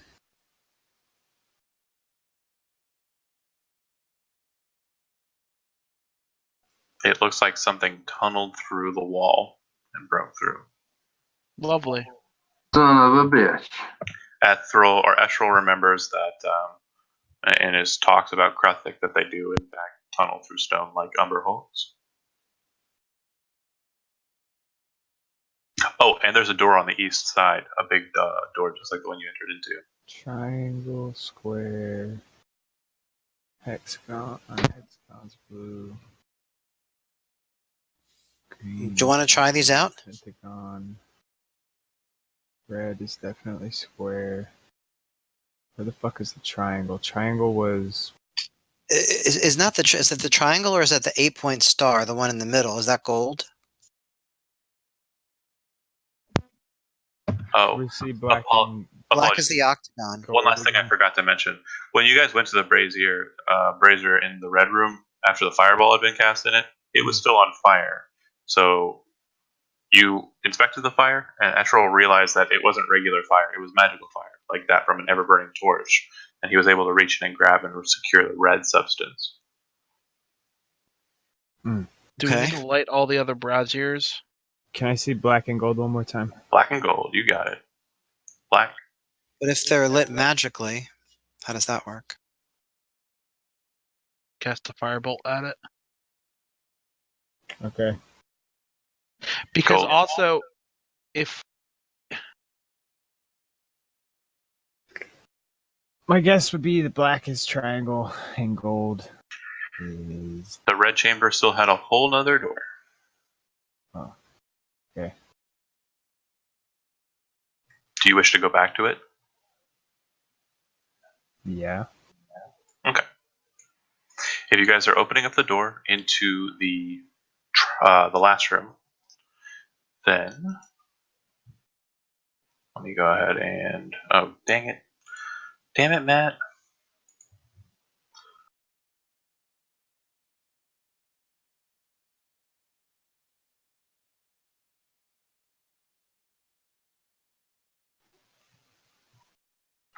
Oh, doodles. You're a doodles. Someone been drawn on my map. I didn't do it. Delete it. Make it go away. Well, it looks I love like you. Look, I can move it around for you. Where'd it go? There it is. You enter into the chamber. It enters into a long hall. On the left side, you can see that there are a series of portculli, more like prison gates in actuality, that seem to be shut in around small library chambers. And on the left side and the right side of these small desks are scrolls, a bunch of scrolls. And all along the ground underneath them are strange diamond patterns, bluish, goldish, some black shapes, and the like. You can see that the water has actually slipped into this chamber as well. It does look like there is a pool, a very large pool of liquid on the far side of the chamber. And it looks like there are a total of 5 of these cells. You realize that you can easily open the gates of these cells and enter into them to inspect the contents therein.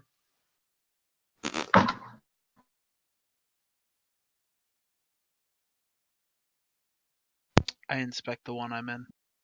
Okay. You move into that chamber, and you would see setting out on the table. The table actually has carvings in it. Looks like someone kind of just got bored with a dagger and started carving into the wood. It looks like there's Dwarvish writing, and the symbol, like the center symbol, the all symbol. Okay. So I in a normal voice call it. Say, I got a table over here with some dwarves writing. It looks like and the center symbol. Make an investigation check.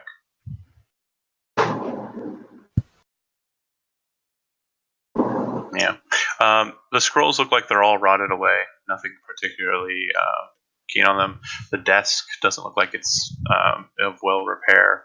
And it looks like there's some parchment that's on the top of the desk, but it looks like it's kind of, because of the liquid in the chamber, has kind of molded and become like, it's kind of stuck to the table. Back. Right. All right. Do you guys want to? Oh, go ahead. We did see just a picture with the all symbol on it, but we couldn't make out any information from it. He could. If you want to make an investigation check, you can about the room.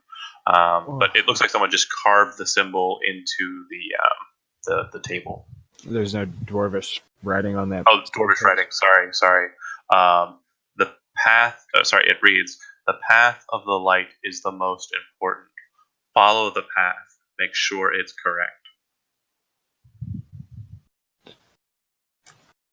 Again, the path of the light is the most important. You must follow the path and make sure it's correct.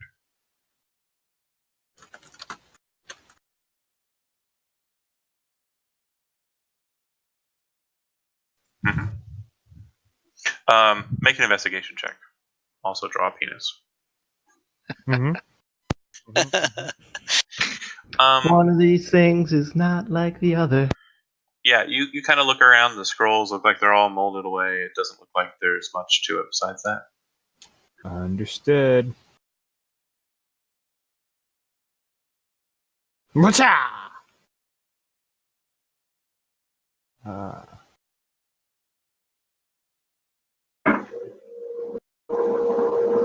Whoa, no, I don't go near that. That's not what I do.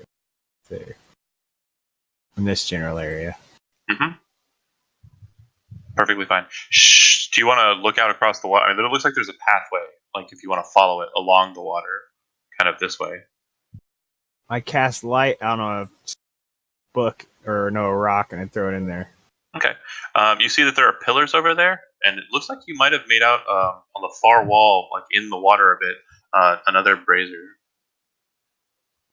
In the water. Like over this way. All right. Do you want to move closer to inspect? No idea, but if you pull me in the water, I'm gonna fucking drive to your house.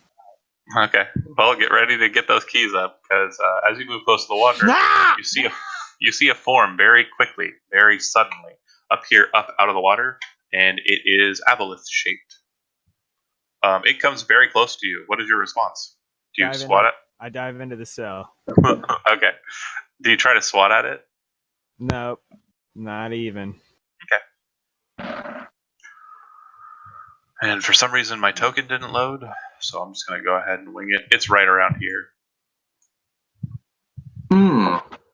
And it's looking at you. Yeah, I'm gonna try to dive into this cell. That's my fucking thing to do. Perfectly fine. It doesn't seem hostile.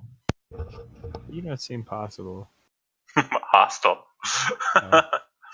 You're cute. That's impossible. Impossible. Oh, you're right there with him, Pockets, right? Yeah. But he's sneaky. I am. I don't know. I might not be thinking straight right now. I'm pretty pissed off with this thing. Like, I'm ready to go blow to blow if I need to. I don't like this thing very much. You're close. I'm gonna put it down for you right now. Hold on. But do you swing at it? I'm apprehensively waiting to see what happens. Yeah. It's pretty big. As I'm dodging, I yell, "Get down!"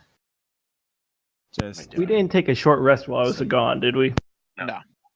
Okay, just wanted to check. I back up. Or hold up, I want to make sure that I'm within. Its eyes seem to be following you guys. Like it just seems to be watching you. Like as you erratically, dart in, dart out, getting ready, doing stuff. What do you guys? What do you do? What do you do? Do you swing at it? Do you shoot at it? Yeah, I cast Sacred Flame at it, so it disappears. It doesn't disappear. The flame goes right through it, and it looks at you. It's not really there. It says in response, "You have come far. Have you figured out the secret of the Star Seekers?" No, will you tell me what it is? I don't know it. Had I known it, I would have sent my servitors to retrieve the item. Well, do you have a hint? Well, you can bugger off then and go wank yourself, because we won't tell you even if we do figure it out.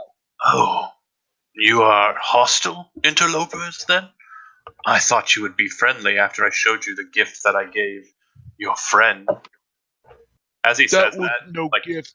Seemingly out of him comes this form, and it just kind of drops to the ground. You can see that it's drunk, completely naked. His body looks like it's like the scum, and just kind of melting into the floor. Oh, that's so sad. Oh, God. He was resistant. I think he's okay, guys. Wait. He was resistant to the effects. Unfortunately, I will not be able to keep him with me. However, I tell you this. If you give me the item that is buried within this ancient astronomy lab, astrolab, that's the word I wanted. Sure, let's go with that. Then I will allow you to remain here safely for a moon. Otherwise, I will be most hostile. What say you? Yeah, we're gonna try to figure it out. I make some obscene gestures with my hand and my crotch area towards it. Whether or not it understands it is a whole another. It doesn't seem I'm to just standing at the back preparing lightning bolt. It doesn't seem to understand your alien gestures. And it says to you, I do not know what you mean by this. Is this assurance that you will bring me the item? Make a wisdom check. Or wisdom saving throw. Sorry. Oh gosh. It's not good enough. So as you're kind of like looking at it, you're like thinking of a cunning reply. Everything goes black for you. Oh no. You appear to be standing in a completely black void. You look to the ground, or what you think would be a ground, and it seems to be rippling like water. If you've seen Stranger Things, you get the effect that I'm going for here. Oh And then gosh. slowly out of the water in front of you comes the aboleth. It rises up, and its tentacles actually move to touch you, and you can feel it. It doesn't seem to be transparent. Oh god. You're paralyzed at its touch, and it says to you, God. I give you your freedom in this choice, but I must know your answer true. Tell me, will you recover the item for the bargain that I have granted you? Or do you not wish to aid me? I say we fuck shit up. I'm gonna die, guys. Oh no! Fuck shit Shit, up. no! I You don't have to die on this hill. I Yeah. sort of tell him off a little bit and say Yeah. like, You feel like your body, like your soul wants to resist, your body is like trying to resist, but you finally muster up enough courage to say, "I will not help you." But you say it in a more pocketsy voice, and he says, "Very well," and he smacks the top of your forehead, just like right on the forehead, with one of his tentacles. Everything goes black for you, in that you're now unconscious. You guys watch as Pockets kind of locks up for a second. You don't know what's going on, and then he just kind of buckles under his own weight and hits the ground. The apparition of the aboleth disappears. Is Drunk still there? Drunk's body, the remnants of it, naked, are laying on the ground. It does look like he was scummified, or aboleth mucused. He's hardly recoverable. Is he still alive? Not at all. No. Oh, god does he damn it. still have his bracers on his arms? Stennon, Oh, you know that you would be able to, if you wanted to, you could try and pull him together, and possibly maybe put him in a satchel or something, like scoop him up into one. If someone was able to cast the resurrect spell, they might be able to bring him back in some limited form. Drunk soup. Is That anybody is so looking? fucking foul. wear the gloves when you do it. No one's looking. I kick it into the pool. Okay, fair enough. Oh no. Oh no! Oh my god! You see the brazier of the white, and you see that there are 3 pillars encircling it, rising up out of the water. It looks like you would have to kind of step into the water to kind of move out onto the white dais. That is terrible. Is this how we treat our friends? No, you didn't see it. I had confirmation. Oh, Yeah, that's fucking. You did it while you were checking on Drunk. Drunk, don't remove the X and put your hit points back to where they were. After a couple of moments, you awaken. You were just knocked unconscious. But there's this strange burning on your forehead. Is he marked? I don't know. Oh, No, I mean, does he have a mark on his forehead? No. There's no physical damage to the pockets. I bitch and moan a little bit about my mark. There's no mark. Well, I'm complaining about the burning sensation on my forehead. Okay. oh, what is it? Oh, my head burns when the thing hit me. Oh, Arcana from Estrel. Yeah, already. Yep, and if anybody else wants to attempt it, they can, but it'll be higher DC for you if you're not a mage. You don't know what he's talking about, but you do know that when people are affected by psychic powers or like fierce telepathy, it can definitely hurt the more weaker-minded. Shadow, you don't know what he's on about, but after Estrel says what he says, it totally makes sense. How stupid are you, Pockets? what kind of question is that? I'm going to take it very. You step out into the water and grab it. Or leap onto the brazier. Hop over, kind of slip a little bit, catch your footing, look inside the brazier. It doesn't have the trap thing, but it does have the substance, the white substance. Alright. Do you grab it and just like put it all over you? I put all the white substance all up in my mouth and stuff. Cherry. Okay, cool. Can you only see the white substance under the light of the black light? Bow chicka bow wow. But I get what you're saying. Oh god, stop. He's talking about ice cream. Yes. All right. For speed's sake, everybody make me an investigation check. Yeah. Someone crit this, please. Okay. I almost did. Okay. Thorough searches from you guys reveal the following things from the cells. One of you manages to go back into, this would be, let's say, Matt. Estrel goes into the middle chamber, and you see what they did not see. You pull away the molted paper and see that there's another carving underneath it. You have the all symbol, So that'd be the outside 6-sided. Just inside of that, next. My brain's not working. Hold on. So it goes 6-sided, 3-sided, 5-sided, 4-sided, star. And you can see that there's a line drawn on the side that kind of moves in towards the center. And then there's another line that moves in towards the center. And it kind of forms one of the bars of one of the Templar crosses, pointing towards the center. Do you understand?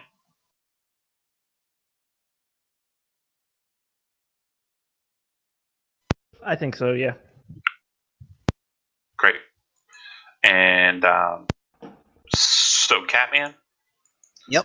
You managed to find the following 2 things. What looks like a little kind of looks kind of like a dowel rod, to be honest. But it has a strange leather binding on one side and burned marks in it on its sides. I didn't hear the first part of what you said, John. It kind of looks like a dowel rod. Okay. It's like a wand, to be fair. Mm-hmm. And you find a parchment that's inside of the library of D. It looks like a scroll. The writing on it is completely foreign to you, and if you kind of walk around everybody, it's completely foreign to everybody in this group. Okay. It's not celestial or draconic. Make an intelligence check to identify it based on script style. You may not be able to read it, but it looks like deep speech. Interesting. Speech. Actually, if we're going to do that, then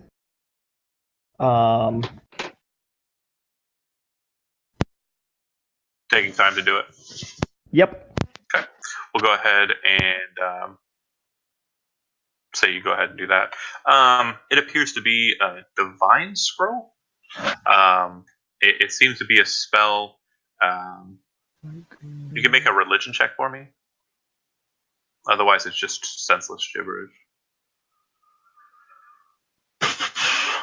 You don't know what it means. It is senseless gibberish. You would need someone who's a divine caster, like a cleric or something, who's able to read it to cipher over it.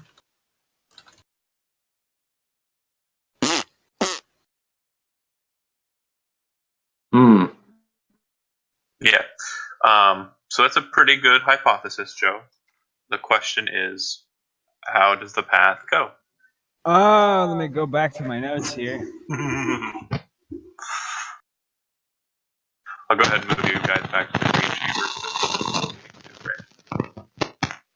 So it sounds like with the path, maybe also the order in which we place them might be significant, and that's what the thing that Eshel saw in the one room was on the table underneath the paper.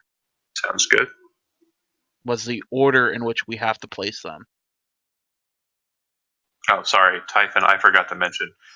In your kind of scrawlings and searchings and looking through stuff as well, you managed to find a scroll, not unlike the one that was found by Shadow. But you also managed to find, to you, what looks like a small onyx statue of a baboon. Okay. Wow. Interesting. Is that scroll also written in deep speech? I'm sorry, what was that?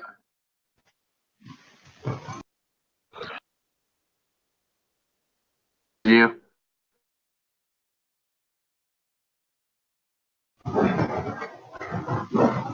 Uh-oh.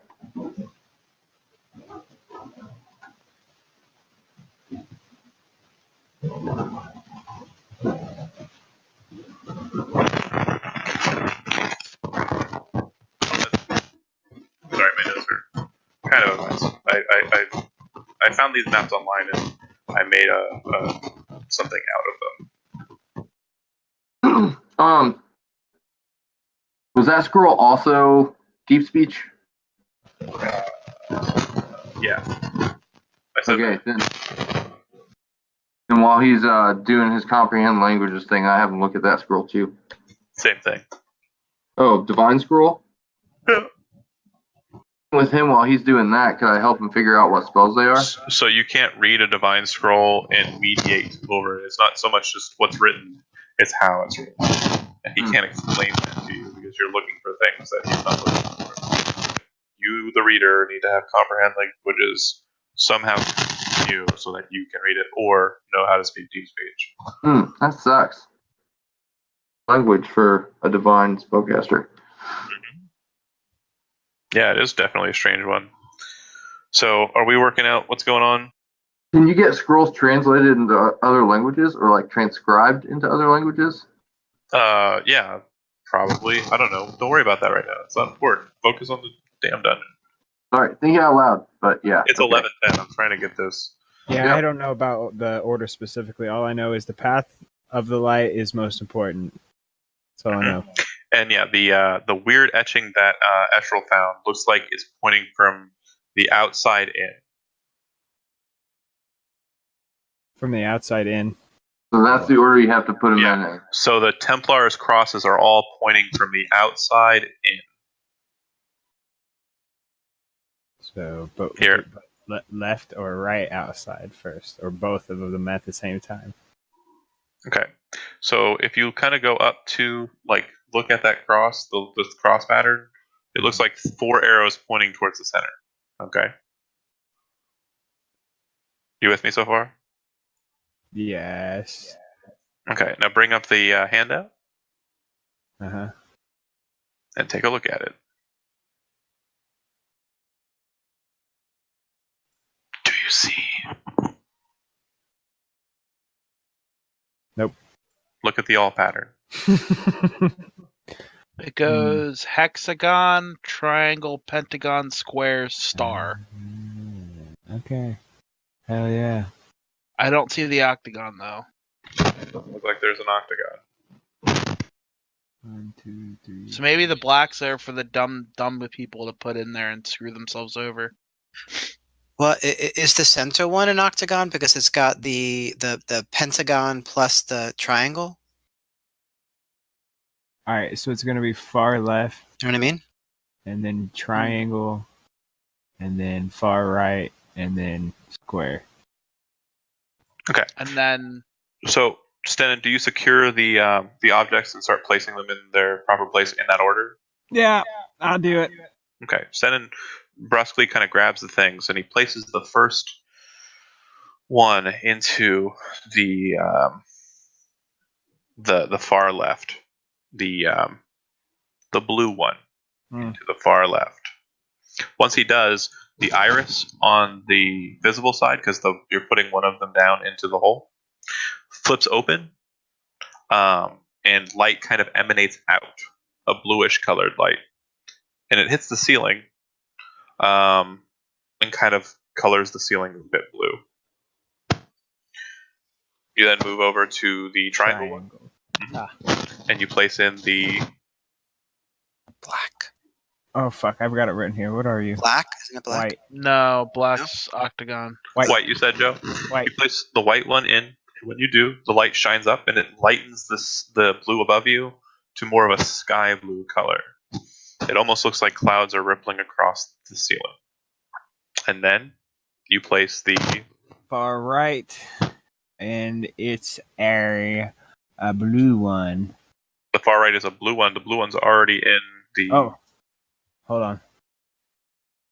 So I've used blue and white. White. Green. Far right, a green. You place the green one in, and when you do, the sky kind of turns a bit lighter, like, or not lighter, but so much like bluer, I guess. And it looks more like a sunshiny day. And then you have red square, correct, Andy? I think so. Take the red one and you move it over to the dwarf with the square behind it. Set it into his hands, and when you do so, the sky turns like a sunset, but like a purplish kind of beautiful sunset up above you. As you do this, the one in the middle's hands come together and shape, like move like a human's or a real dwarf's hands, so that his hands are now held just like the other dwarves. Oh. So he wants us to put it in him now too, huh? He wants one in him. Which do you choose? The gold or the black? Fuck.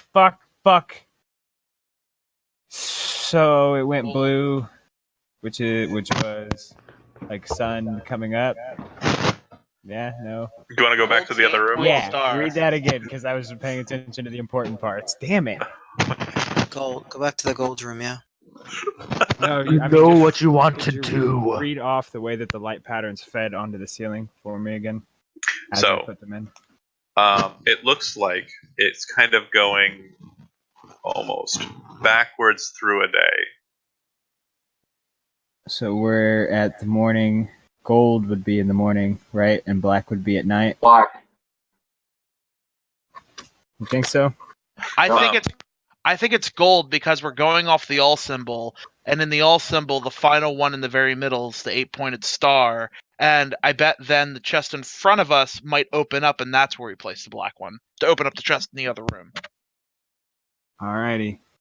Do you put the gold one in his hands? Yeah. I run for the door. The second you do, blinding radiance emits out over all of you. As it does so, you hear loud screaming from beneath you as you kind of back away and kind of step near the grating. It sounds like the screams of dozens of creatures being burned alive, just ripped apart by pure divine holiness. This is a good thing. Yeah. Typhon cries. As the light kind of comes away and it allows you to see, the symbols up above are now glowing their respective colors. The one in the center is glowing gold, and the treasure chest set before you is open. And inside, you find a bomb. You find three things. A crystal, reddish, purplish in color, set in the middle. On its left, a piece of parchment. And to the right of it, a key. Oh. The key has the all symbol at its head. It appears the teeth of the key are the shapes in question as well. The stone has no markings. It just appears to be a strange reddish purple stone. You can see through it. It's translucent. It's kind of like a big gemstone, but as you kind of let it catch the light, it seems to kind of have an iridescence to it, almost like oil and water. And the parchment has dwarven script upon it. I read in it. It says on the script, "The souls of those that were cursed before have now been purified. The substance of their essence has been bound. Drop it into the hells below." Yep. So I read all that out loud. Yeah, then we just go down the hole. We drop it like it's hot. I think we dropped the black vial in the black hole. Okay. So you guys take the items. Who takes the key? Pockets wants to go open up a chest.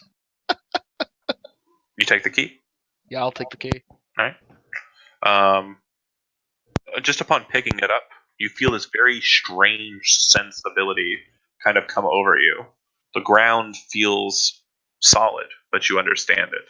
The ceiling above you, you could probably, within a couple of feet, guess how many feet of stone are directly above you.